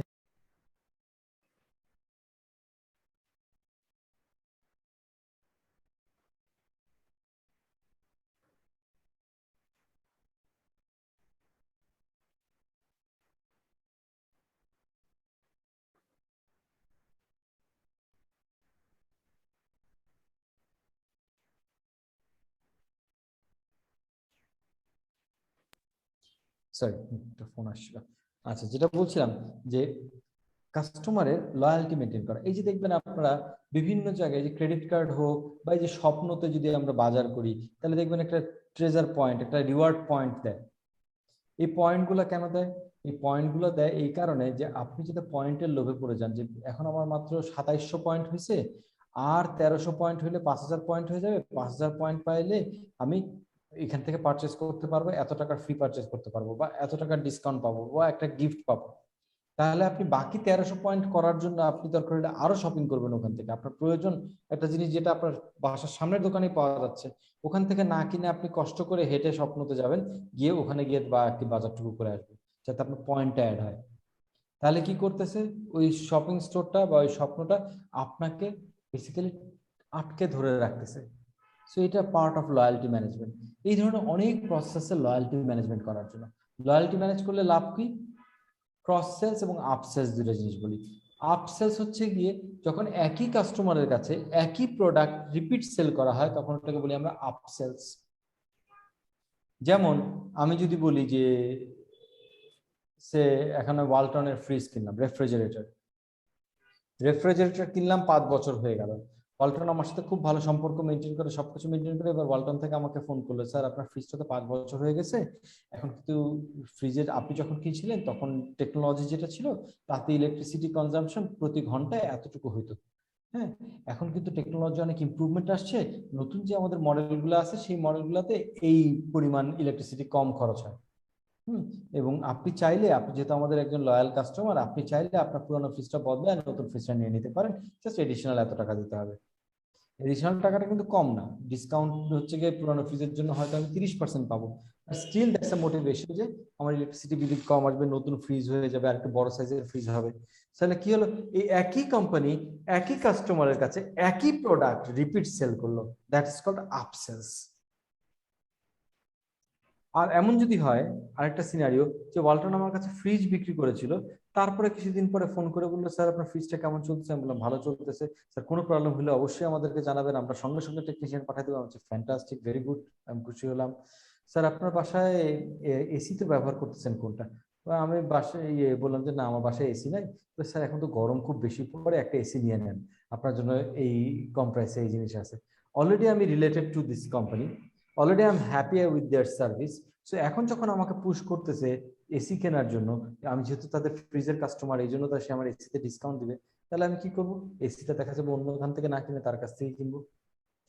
একই কোম্পানি একই কাস্টমারের কাছে ডিফারেন্ট প্রোডাক্ট সেল করতেছে, that is called cross sales. Okay, so loyalty ম্যানেজমেন্টের কোর অবজেক্টিভ হচ্ছে গিয়ে কাস্টমারের লাইফ টাইম ভ্যালুটাকে এক্সট্রাক্ট করা এবং আপসেলস এবং ক্রস সেলস করতে পারা। সিআরএম সিস্টেমের ভিতরে এই যে ট্র্যাকিং গুলা, এই যে সমস্ত আমি কাকে কি অফার করব, কে আমার কিসের কাস্টমার, কতদিন হলো, তাকে আমি কোন অফারটা নেক্সট করব এবং কোন অফারটা করলাম, এই জাতীয় জিনিসপত্র, এই ক্রস সেলস আপসেলস আমরা মোবাইল কোম্পানির অফার গুলাতে প্রচুর পাই। এই যে বলে না ইন্টারনেট এমবি প্যাক, বিভিন্ন সময় এমবি প্যাক অফার করে, বিভিন্ন সময় বিভিন্ন প্যাকেজ অফার করে, এগুলো ওরা বুঝে বুঝে করে।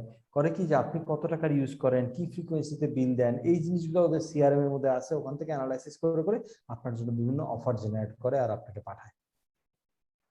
ওকে, সো দিস অল, যত ধরনের ইন্ডাস্ট্রি আছে, যত রকমের এই ধরনের কনজিউমার উপরে কাজ হয়, সবই সিআরএম এর ব্যাকগ্রাউন্ডেই কাজ হয়, ব্যাকগ্রাউন্ডে সিআরএম থাকে। তাহলে 5টা কম্পোনেন্ট বোঝা গেল, প্রি সেলসে 3টা কম্পোনেন্ট, পোস্ট সেলসে 2টা কম্পোনেন্ট। কারো কোনো কনফিউশন, কোনো কিছু, কোনো কোশ্চেন? একজন সম্ভবত হ্যান্ড রাইজ করেছে। হ্যান্ড রেজ করা আছে, হ্যাঁ, রিয়াজ আপনার হাত নামায় ফেলতে পারেন, লোয়ার হ্যান্ড লোয়ার করে ফেলতে পারেন যদি প্রশ্ন না থাকে। আর অন্য কেউ কি হ্যান্ড রেজ করছে? আমি তো দেখি নাই।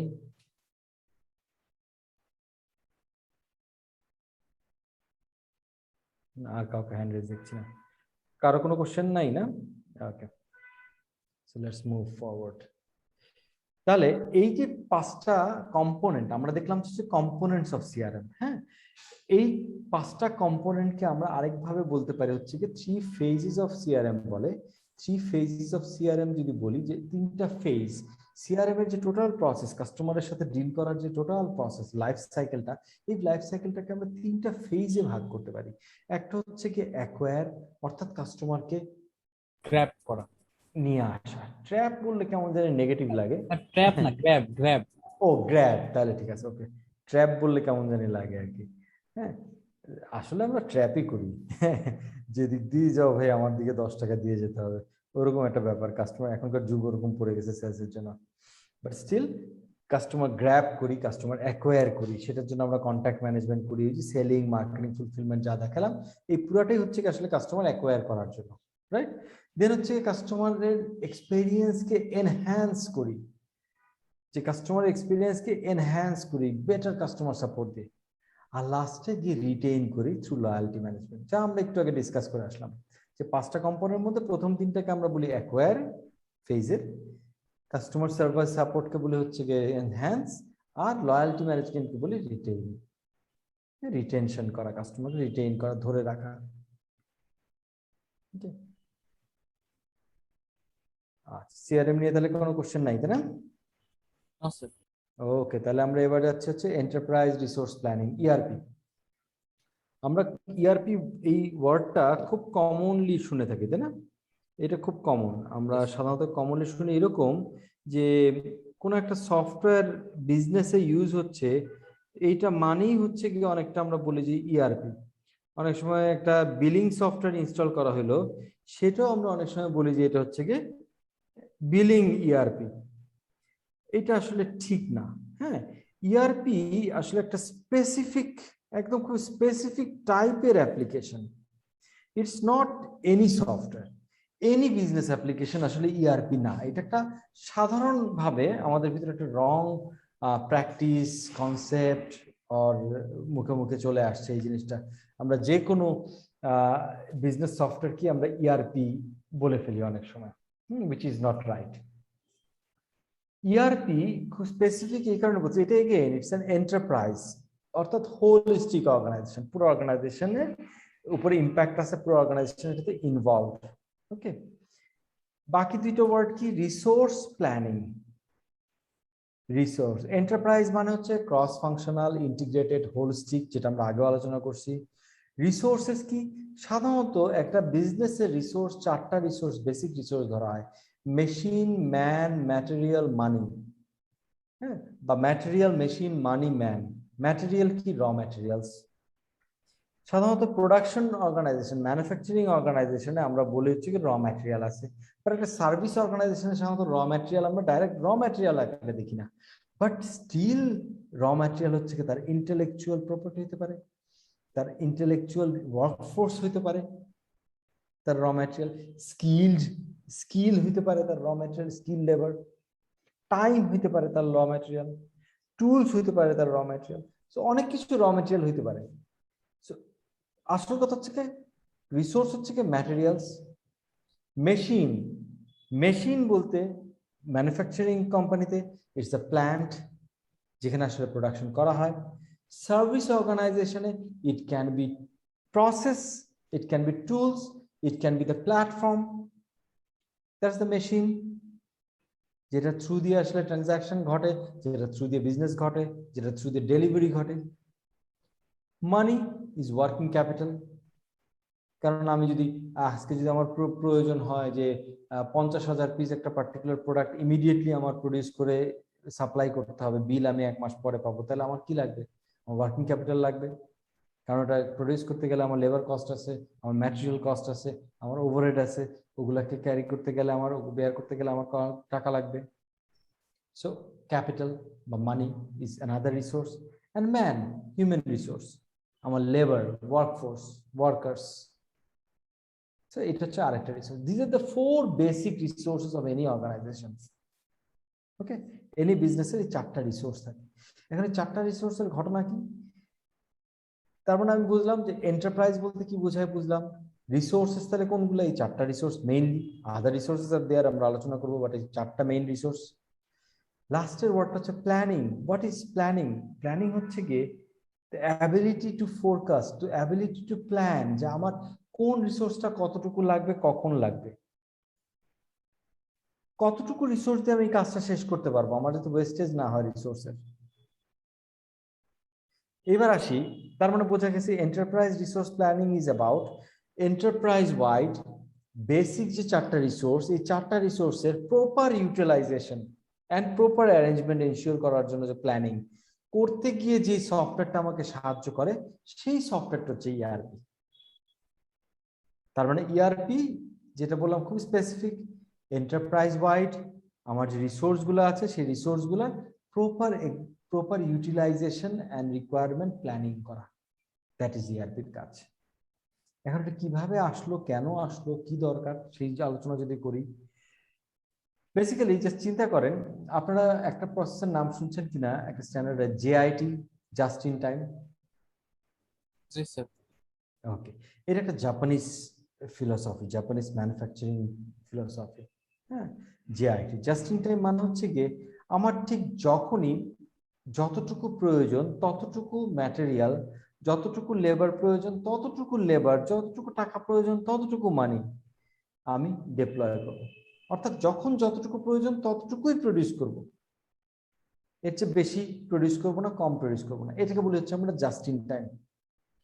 বাট ইন রিয়েল লাইফ সিনারিওতে জাস্ট ইন টাইম আসলে এক্স্যাক্টলি সম্ভব হয় না, বা সম্ভব হয় না বলতে এফিশিয়েন্ট হয় না। কেন এফিশিয়েন্ট হয় না? ধরেন আমার, আচ্ছা তার আগে আমি একটু বলি, ম্যানুফ্যাকচারিং, আমরা ইআরপি আসছে আসলে ম্যানুফ্যাকচারিং কনসেপ্ট থেকে, মোস্টলি সার্ভিস কনসেপ্ট পরে আসছে। আগে যখন ম্যানুফ্যাকচারিং এরা ছিল, আমরা হিস্ট্রি অফ ইআরপি একটু পরে আলোচনা করব, যখন ম্যানুফ্যাকচারিং এরা ছিল 60s এর দিকে, 50s 20s 30s, মোট কথা 60s 70s এর আগ পর্যন্ত আসলে কমপ্লিটলি আমরা ছিলাম ম্যানুফ্যাকচারিং এরাতে, ইন্ডাস্ট্রিগুলো ছিল ম্যানুফ্যাকচারিং বেসড। সেই ম্যানুফ্যাকচারিং এরাগুলাতে যেমন আমি আগে বলছিলাম কিনা জানি না, সে নাবিস্কো বিস্কিট ফ্যাক্টরি তেজগাঁয়, যেটার কাছে দিয়ে গেলে বিস্কিটের গন্ধ পাওয়া যায়, তাই না? খুব ভালো লাগে বিস্কিটের গন্ধগুলা, খিদা লেগে যায়।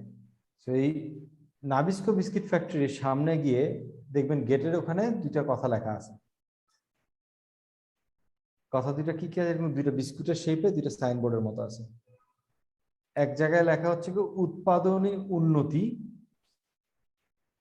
আরেক জায়গায় হচ্ছে কি উৎপাদনী উন্নতি, উৎপাদনী সমৃদ্ধি, এই ধরনের, মানে একই কথা আর কি। উৎপাদনী উন্নতি ধরে নেন, উৎপাদনী উন্নতি, এইটা লেখা মানে কি?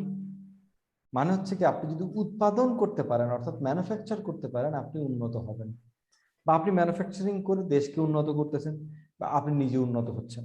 অর্থাৎ ম্যানুফ্যাকচারিং করতে পারলে you grow, simple as that. এটা কেন? কারণ নাবিস্কো ফ্যাক্টরিটা যেই যুগের ফ্যাক্টরি, যেই সময়ের ফ্যাক্টরি, ওই সময় আসলে কেউ যদি কিছু তৈরি করতে পারতো তাহলে সেই রাজা। তাকে মার্কেটে বিক্রি করতে পারবে কিনা এটা চিন্তা করতে হতো না। ডিমান্ড আর সাপ্লাইয়ের বড় একটা গ্যাপ ছিল। যখন স্টিল মিলস আসছে, প্রথম যখন বাংলাদেশে স্টিলের কারখানা আসছে, স্টিল মিলস প্রডিউস করে কুলাইতে পারতো না।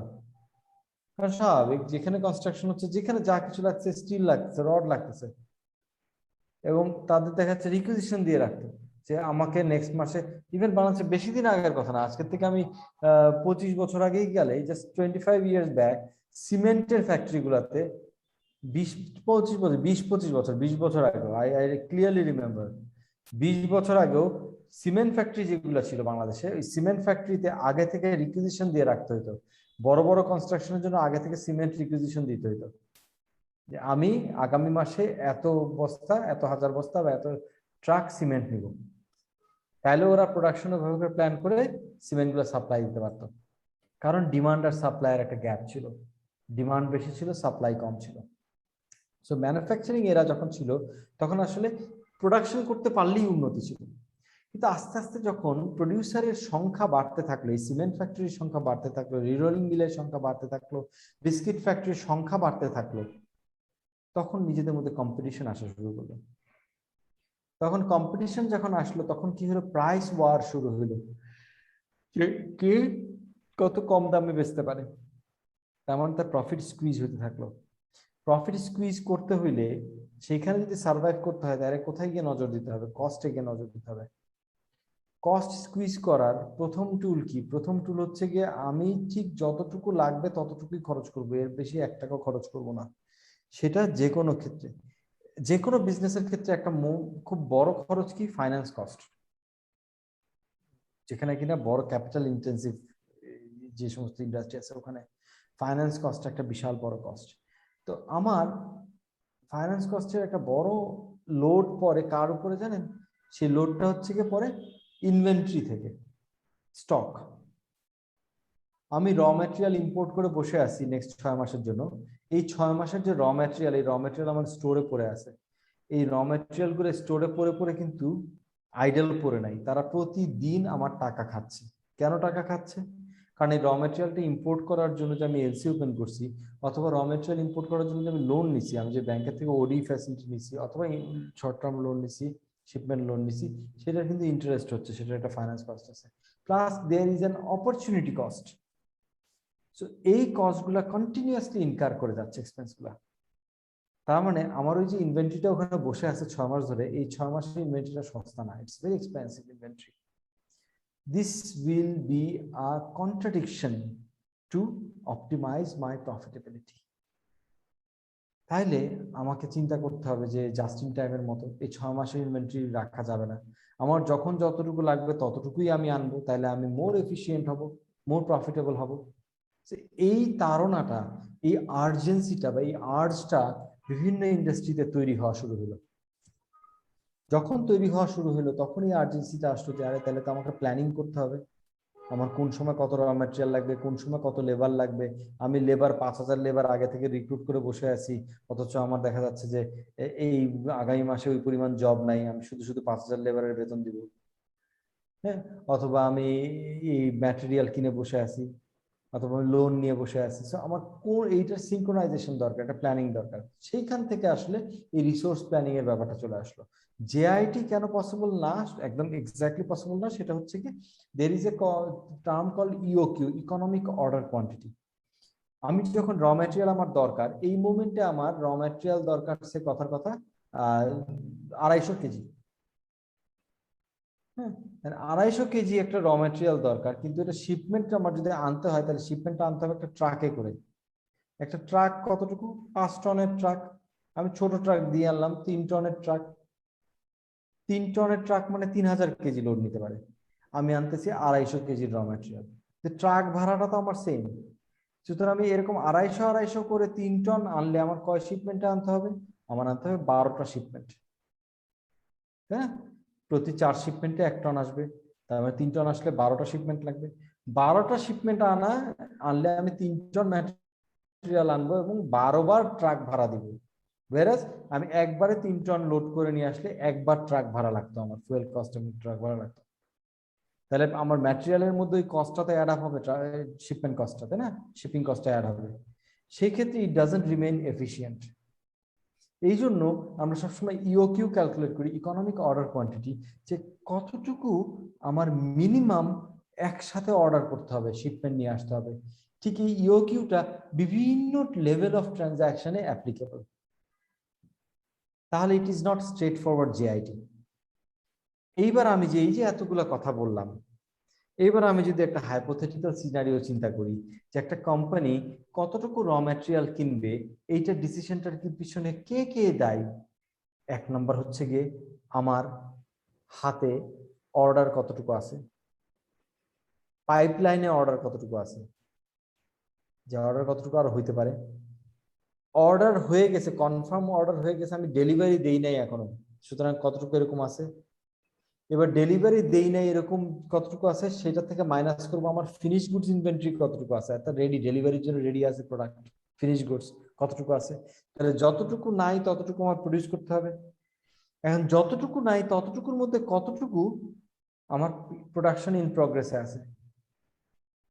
ধরলাম আমার প্রডিউস করা লাগবে হচ্ছে কি 100 ইউনিট। 100 ইউনিটের মধ্যে আমার প্রোডাকশন ইন প্রগ্রেসে আছে হচ্ছে 25 ইউনিট। তাহলে আরো 75 ইউনিট এখন প্রোডাকশনে ঢোকে নাই। তাহলে 75 ইউনিট প্রডিউস করতে হলে আমার কতটুকু র ম্যাটেরিয়াল লাগবে? ধরলাম আমার সে 75 ইউনিট র ম্যাটেরিয়াল লাগবে। এই 75 ইউনিট র ম্যাটেরিয়ালের মধ্যে আমার র ম্যাটেরিয়াল ইনভেন্টরিতে কতটুকু আছে এটা জানা লাগবে। 30 ইউনিট আছে। তাহলে আমার আরো 45 ইউনিট র ম্যাটেরিয়াল অর্ডার করতে হবে। এবার 45 ইউনিট অর্ডার র ম্যাটেরিয়ালের মধ্যে আমার কত ইউনিট অলরেডি আমি অর্ডার প্লেস করে রাখছি, দেখা গেল আরো 30 ইউনিট আমি অর্ডার প্লেস করে রাখছি। তার মানে আমাকে আর 15 ইউনিট নতুন করে অর্ডার প্লেস করতে হবে র ম্যাটেরিয়াল। এই যে ক্যালকুলেশনটা করলাম, এই ক্যালকুলেশনটা করার জন্য আমার কি হলো, একদম এন্ড টু এন্ড সমস্ত ইনফরমেশন ইন্টিগ্রেটেড আকারে থাকা লাগবে। আমার প্রোডাকশন যদি আজকে একটা শেষ হয়, ওটা সঙ্গে সঙ্গে সিস্টেমে ইনপুট দিতে হবে, হ্যাঁ প্রোডাকশন এটুকু শেষ হয়েছে, এত কোয়ান্টিটি। র ম্যাটেরিয়াল যদি ইন হয় স্টকে, তাহলে আমার সঙ্গে সঙ্গে ইনপুট দেওয়া লাগবে। ফিনিশ গুডস যদি আউট হয়, ডেলিভারি হয়, তাহলে আমার সঙ্গে সঙ্গে ইনপুট দেওয়া লাগবে। একটা নতুন অর্ডার প্লেস হলো কাস্টমারের কাছ থেকে, আমার সঙ্গে সঙ্গে সিস্টেমে ইনপুট দেওয়া লাগবে। কারণ পুরোটা মিলে আমার এই ডিসিশনটা নেওয়া সম্ভব যে আমার কতটুকু এডিশনাল র ম্যাটেরিয়াল অর্ডার করতে হবে, তাই না? এইটাই হচ্ছে ইআরপির মেইন কাজ। এইটাই হচ্ছে ইআরপির মেইন কাজ। তো এখানে আমি শুধু ম্যাটেরিয়াল নিয়ে বললাম, এটার সাথে অ্যাসোসিয়েটেড ম্যান পাওয়ার, আমার প্ল্যান্টের ক্যাপাসিটি কতটুকু আছে, কতটুকু বটলনেক আছে, আমার স্টোর ওয়্যার হাউসের ক্যাপাসিটি কতটুকু, আমি চাইলেই এর চেয়ে কোয়ান্টিটি বেশি ওয়্যার হাউসে আমি জায়গা দিতে পারবো না। সো এই যে কন্ট্রোল গুলা, এই যে প্ল্যানিং গুলা related to resources, this is what an ERP does. Okay, এইটাকে আমরা টেকনিক্যাল ল্যাঙ্গুয়েজে বলি হচ্ছে গিয়ে এমআরপি, ম্যাটেরিয়াল রিকোয়ারমেন্ট প্ল্যানিং। এবং যখন আমরা ট্রেডিং বিজনেস করি, ম্যানুফ্যাকচারিং বিজনেস, তখন আমরা এটাকে বলি material merchandise assortment planning, MAP. Manufacturing এর ক্ষেত্রে বলি আমরা ম্যাটেরিয়াল রিকোয়ারমেন্ট প্ল্যানিং, আর নন ম্যানুফ্যাকচারিং এর ক্ষেত্রে বলি merchandise assortment planning. But this planning is the main function or main deliverable of a ERP software. তাহলে এবার বোঝা গেছে আমি কেন এই কথাটা বলছি যে কোনো সফটওয়্যার মানে ERP না। জি স্যার। ERP হচ্ছে কি about this. Great. ERP এর হিস্ট্রি যেটা আমি বললাম, যে ERP হিস্ট্রি যদি দেখি যে 90s এর দিকে, লেট 90s এর দিকে ERP আসলে ইভলভ করা শুরু করছে। এই সিস্টেমটা আগে স্পোরাডিক সিস্টেম ছিল, টুকরা টুকরা টুকরা টুকরা বিভিন্ন সিস্টেম ছিল। বাট পরে দেখা গেল যে অর্গানাইজেশন গুলো খুব লার্জ হয়ে যাচ্ছে, ভলিউম অফ ট্রানজাকশন অনেক লার্জ হয়ে গেছে, হ্যাঁ, যেখানে আসলে ইন্টিগ্রেশন ছাড়া সম্ভব না, একটার সাথে আরেকটা লিঙ্কড। ফাইন্যান্সের জানা লাগবে যে এক্স্যাক্টলি এখন পারচেজের জন্য কত টাকার জোগাড় করা লাগবে, হ্যাঁ, কতটুকু কস্টিং কোথায় হচ্ছে সেই কস্ট অ্যালোকেট করে প্রাইসিং ইনফরমেশন দেওয়া লাগবে, সো দ্যাট আমার মার্কেটিং টিম যাতে প্রাইসিংটা ঠিক করে করতে পারে। সো এই জাতীয় জিনিসপত্র প্রয়োজন হয়ে দাঁড়ালো, তখন আস্তে আস্তে ইন্টিগ্রেটেড হওয়া শুরু করলো।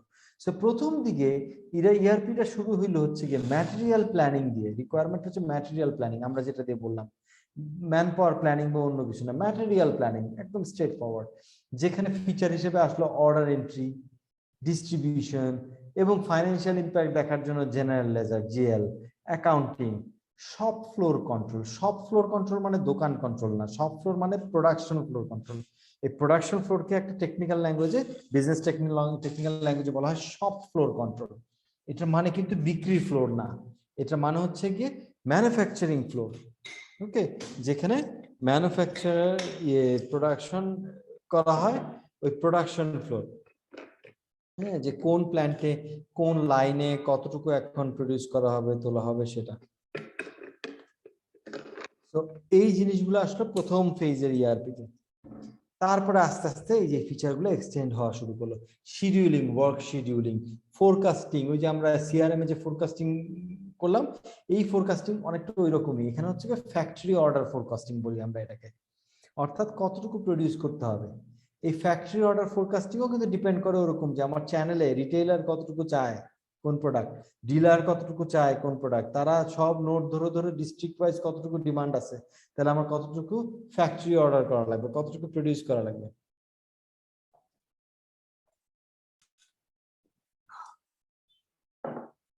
তো এইটা হচ্ছে গিয়ে, এইটাকে বলা হচ্ছে গিয়ে শিডিউলিং বা ফোরকাস্টিং। তারপর হচ্ছে ক্যাপাসিটি প্ল্যানিং, এই যে আমি বললাম ওয়্যার হাউসের ক্যাপাসিটি, প্ল্যান্টের ক্যাপাসিটি, এই ধরনের বিভিন্ন রকমের ক্যাপাসিটি গুলা নিয়ে প্ল্যানিং করতে হবে। দেখা গেল শুধু আমার ম্যাটেরিয়াল প্ল্যানিং করলেই হয় না, আমার আবার যেই ফ্যাসিলিটি গুলো আছে, যে ইনফ্রাস্ট্রাকচার আছে, সেই ইনফ্রাস্ট্রাকচারের ক্যাপাসিটি প্ল্যানিং করতে হয়। আদারওয়াইজ আমরা এফিসিয়েন্সি থাকি না, এফিসিয়েন্ট থাকি না। কারণ একই, এই যে আমি একটা কথা বললাম ইকোনমিক অর্ডার কোয়ান্টিটি, দেখেন এটা কিন্তু আবার অ্যাপ্লিকেবল অনেক সময় প্রোডাকশন প্ল্যান্টে।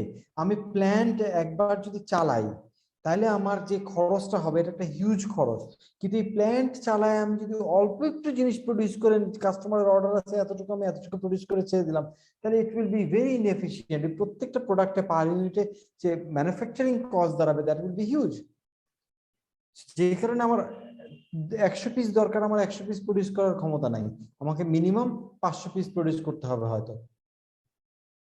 ওখানে আমার ইকোনমিক অর্ডার কোয়ান্টিটি আছে, ইকোনমিক ম্যানুফ্যাকচারিং কোয়ান্টিটি আছে। ওকে, সো এই ক্যাপাসিটি প্ল্যানিং গুলো চলে আসলো। যেমন আমি একটা ইন্ডাস্ট্রির কথা বলি, যেমন ম্যানুফ্যাকচারিং কিন্তু খুব ইন্টারেস্টিং একটা সাবজেক্ট এরিয়া, হ্যাঁ, এবং এখানে অনেক ধরনের ম্যানুফ্যাকচারিং আছে। ম্যানুফ্যাকচারিং এর মধ্যে যেমন আছে হচ্ছে গিয়ে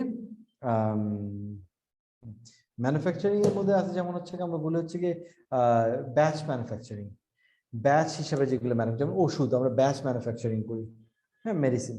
তারপর হচ্ছে গিয়ে হচ্ছে কন্টিনিউয়াস ম্যানুফ্যাকচারিং। কন্টিনিউয়াস ম্যানুফ্যাকচারিং হচ্ছে যেমন রডের, স্টিল মিলস, রিরোলিং মিলস, এর হচ্ছে কন্টিনিউয়াস ম্যানুফ্যাকচারিং। কন্টিনিউয়াসলি ফার্নেস জ্বলতেছে, হয়তো একবার ফার্নেস জ্বালাইলে 5 বছর 7 বছর ফার্নেস নিবানো হয় না, ওর মধ্যে আমি স্ক্র্যাপ দিচ্ছি, গলতেছে স্ক্র্যাপ, স্ক্র্যাপ গুলাকে ইনগট তৈরি করা হচ্ছে কি এক ধরনের বার, চার কোনা এক ধরনের 3D, এক ধরনের লম্বা লম্বা পিলারের মতো ইনগট তৈরি করা হয়, আবার ইনগট ফার্নেসে দেওয়া হয়, ফার্নেস দিয়ে ওইটা থেকে তারপরে আবার গলায় রড তৈরি করা হচ্ছে। এই ওয়েতে কন্টিনিউয়াস প্রোডাকশন চলতেছে, কখনো প্রোডাকশন স্টপ হচ্ছে না।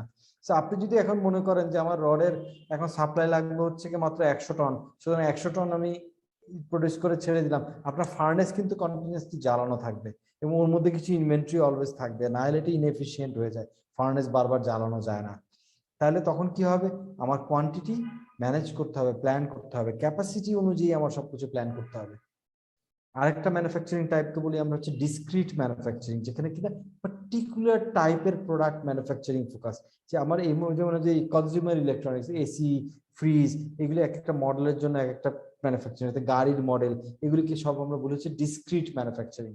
সো এরকম ম্যানুফ্যাকচারিং আছে, batch manufacturing, process manufacturing, continuous manufacturing, discrete manufacturing. So এগুলো প্রত্যেকটার বিভিন্ন রকমের নর্ম আছে যে কিভাবে ম্যানুফ্যাকচারিংটা করা হয়। সো ওইসব দিকে চিন্তা করে ক্যাপাসিটি প্ল্যানিং জিনিসটা আসলো, এবং দেখা গেল 2000-এর দিকে আস্তে আস্তে ইন্টারনেট যখন পপুলার হওয়া শুরু করলো, .com যখন পপুলার হওয়া শুরু তখন ই কমার্স প্রয়োজন হলো, যে চ্যানেল হিসেবে আগে দোকানেই শুধু সেল করা হতো, মার্কেটেই শুধু সেল করা হতো, এখন দেখা যাচ্ছে ই কমার্সে সেল করা লাগবে। ই কমার্সের জন্য চ্যালেঞ্জগুলো ডিফারেন্ট। ই কমার্সের জন্য ভার্চুয়াল ইনভেন্টরি ম্যানেজমেন্ট প্রয়োজন হয়। ই কমার্সে আমার অর্ডার যে কত পড়তে পারে, উই হ্যাভ নো ক্লু। আমার যদি দোকানে আমার 100 পিস একটা পার্টিকুলার আইটেম আছে, ওয়াক ইন কাস্টমার এসে কিনতেছে, 100 নাম্বার কাস্টমার যখন কিনতেছে, তখন আমি জানি যে I have no product left. সুতরাং 101 নাম্বার কাস্টমার যখন আসবে তখন আমি তাকে বলবো সরি স্যার, আমার শেষ হয়ে গেছে আজকে এই product. Very easy. But what about ecommerce? ই কমার্সে মানুষ একসাথে 1 লক্ষটা অর্ডার দিয়ে বসতে পারে, তাই না? সো ওইখানের জন্য চ্যালেঞ্জগুলো, বিজনেস চ্যালেঞ্জগুলো ডিফারেন্ট, আরো অনেক রকমের চ্যালেঞ্জ আছে, চ্যালেঞ্জগুলো ডিফারেন্ট। সো ওই চ্যালেঞ্জগুলোকে ইন্টিগ্রেট করার জন্য দেখা গেল ইআরপিতে ই কমার্স ইন্টিগ্রেট করা লাগলো। দেন ওয়্যার হাউজিং বলতে কোন প্রোডাক্ট আগে বেরোবে, কোন প্রোডাক্ট পরে বেরোবে, কোনটার শেলফ লাইফ কত, কোনটা স্লো মুভিং, কোনটা ফাস্ট মুভিং, এই ধরনের ফিচার। লজিস্টিক্স হচ্ছে transportation, inland transportation, overseas transportation, over air transportation, বিভিন্ন ধরনের ট্রান্সপোর্টেশন। ওয়্যার হাউজিং, কোথায় আমি ওয়্যার হাউস সেট আপ করবো, এগুলো সব লজিস্টিক্স ডিসিশন। লজিস্টিক্স নিয়ে আমরা খুব ডিটেল আলোচনা করবো যখন আমরা এসসিএমটা আলোচনা করবো, সাপ্লাই চেইন ম্যানেজমেন্ট। সো এই ধরনের ফিচারগুলো তখন ইআরপিতে চলে আসলো। অ্যান্ড ফাইনালি যখন 2005 অ্যান্ড বিয়ন্ড, ইআরপিতে আরো অ্যাডভান্স ফিচার, প্রজেক্ট ম্যানেজমেন্ট। কারণ নর্মালি আমরা ইআরপিতে সব অপারেশন ম্যানেজমেন্ট করি, বাট কিছু কিছু ক্ষেত্রে দেখা গেল যে প্রোডাক্টের কোয়ালিটি ইমপ্রুভমেন্ট, অথবা প্রোডাক্টের প্রোডাকশন ক্যাপাসিটি ইমপ্রুভমেন্ট, অথবা স্টোরেজ ক্যাপাসিটি ইমপ্রুভমেন্ট, অথবা ডিস্ট্রিবিউশন ক্যাপাসিটি ইমপ্রুভমেন্ট। এই ইমপ্রুভমেন্ট মানে কি একটা চেঞ্জ, এই চেঞ্জটা যখন আমি এক্সিকিউট করতে যাবো, দ্যাটস এ প্রজেক্ট। দেখা গেল ওই প্রজেক্টটাও আমি ইআরপির মধ্যে ম্যানেজ করা শুরু করতেছি, কারণ that has a relevance with my planning of the resources. Knowledge management, আমি আগে যেটা বলছি, প্রবলেম সলভিং, সেখানে production related problem solving, distribution related problem solving, so business problem solving গুলো যখন আমরা করি তখন ওইটাকে আমরা নলেজ হিসেবে রাখি। ওয়ার্কফ্লো ম্যানেজমেন্ট, যখন একজনের থেকে আরেকজনের কাছে একটা করে অ্যাপ্রুভাল, চেকিং, এই ধরনের প্রসেসগুলো ফ্লো করতে হয়। আগে যেগুলি খাতা কলমে সাইনে হইতো, এটা এখন ইলেকট্রনিক্যালি হয়। ERP went with this feature building, যে ইলেকট্রনিক্যালি যাতে এই অ্যাপ্রুভাল প্রসেসগুলো চলে, সো দ্যাট ডিসিশন মেকিং যাতে ইজিয়ার হয়। কাস্টমার রিলেশনশিপ ম্যানেজমেন্ট অনেক ক্ষেত্রে ইআরপির মধ্যে ইনবিল্ট থাকে, যেটা আমরা আগে আলোচনা করলাম, সব ক্ষেত্রে না। হিউম্যান রিসোর্স ম্যানেজমেন্ট, যেহেতু আমার ক্যাপিটাল ম্যানেজ করতে হবে, হ্যাঁ, হিউম্যান ক্যাপিটাল ম্যানেজমেন্ট বা হিউম্যান রিসোর্স ম্যানেজমেন্ট, যেহেতু লেবার, ওয়ার্কফোর্স বা অন্যান্য ইঞ্জিনিয়ার সবার অ্যাভেলেবিলিটি কতটুকু লাগবে, কখন লাগবে, এই জিনিসটা ম্যানেজ করতে, this became part of it. Portal capability, যেটা আমি বললাম, সেলফ হেল্প পোর্টাল, সাপ্লায়ারের জন্য বা কাস্টমারের জন্য, সাপ্লায়ার যাতে তার ওয়ার্ক অর্ডার গুলো ওখান থেকে ডাউনলোড করে সে যাতে শিপমেন্ট করে ফেলতে পারে, কবে শিপমেন্ট করবে সে আমার কাছে ম্যাটেরিয়াল ওইখানে পোর্টালে যাতে ইনফরমেশন দিতে পারে, আমার যাতে ম্যান পাওয়ার কম লাগে, মোর এফিশিয়েন্ট হয় অর্গানাইজেশন। ইন্টিগ্রেটেড ফাইন্যান্সিয়ালস, যত accounting, financials, budgeting, cost centre analysis, profit centre analysis, budget variance analysis, এই জাতীয় জিনিসগুলা সব চলে আসলো হচ্ছে কি ইআরপির ভিতরে। Okay, so ERP became more and more complete. এর বাইরেও আসলে অনেক কিছু আছে, প্রোডাকশন প্ল্যানিং আছে, প্ল্যান্ট মেইনটেনেন্স আছে, এই ধরনের অনেক ধরনের ফিচার ইআরপিতে এখন আছে, যেগুলো আমরা পরে ইনশাআল্লাহ আলোচনা করব। আচ্ছা, এখন পর্যন্ত কারো কোনো কোশ্চেন এই পর্যন্ত ইআরপি নিয়ে, বা বোঝা গেছে কিনা? জি স্যার, বুঝতে পারছি। কনসেপ্টটা তো ক্লিয়ার হচ্ছে ইআরপি তে, না? যে জি স্যার, ইন্টারেস্টিং না? সিআরএম এবং জি স্যার, ইআরপি। এতদিন আমরা যেটা ভাবতাম বা যেটা জানতাম সেটার থেকে বেশ খানিকটা ডিফারেন্ট। অ্যাবসলিউটলি। এবং এগুলিকে এই এন্টারপ্রাইজ অ্যাপ্লিকেশন গুলা আমাদের যে কোনো প্রফেশনের জন্য, আর স্পেশালি আপনাদের জন্য, চার্টার্ড অ্যাকাউন্টেন্টদের জন্য, very important to understand conceptually. হ্যাঁ, জি ভেরি স্যার। Very important. কারণ যে কোনো বড় অর্গানাইজেশন, এবং আস্তে আস্তে একটা জিনিস সবসময় মনে রাখবেন, পৃথিবীতে এটা কিন্তু নর্ম যে এই যে আমরা যে ইকোনমিক সিস্টেমে আমরা আছি, হ্যাঁ, এই ইকোনমিক সিস্টেমে ছোটরা যে কোনো ইন্ডাস্ট্রি যখন ইভলভ করে তখন ওখানে অনেক ছোট ছোট ছোট ছোট প্লেয়ার থাকে।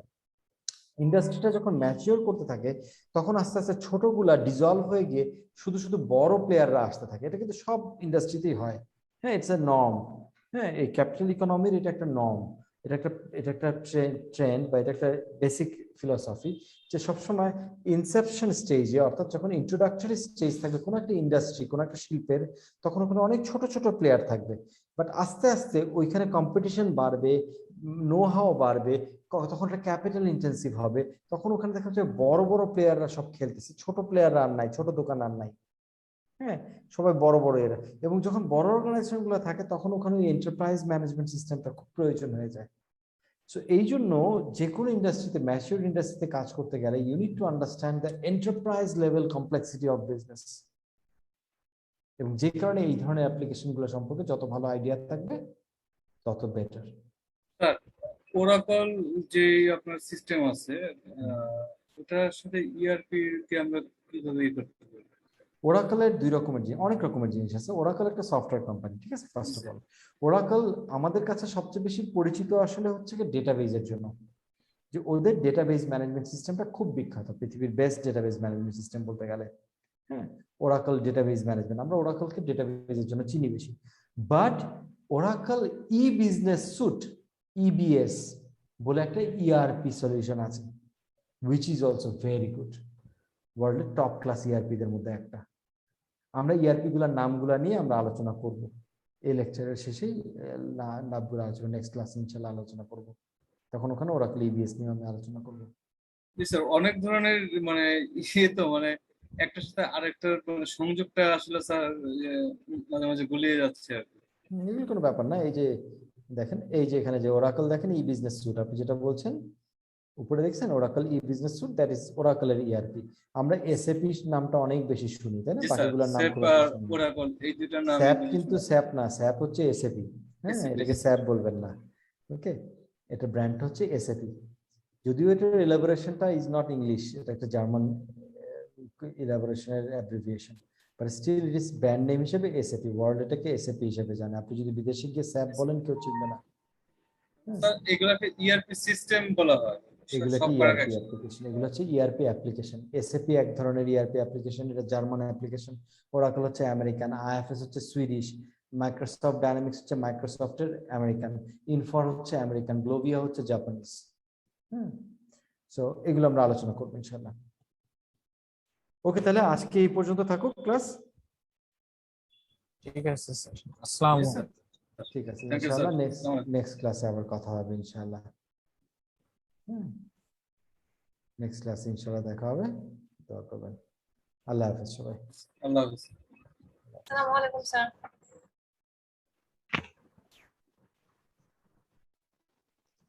আসসালামু আলাইকুম।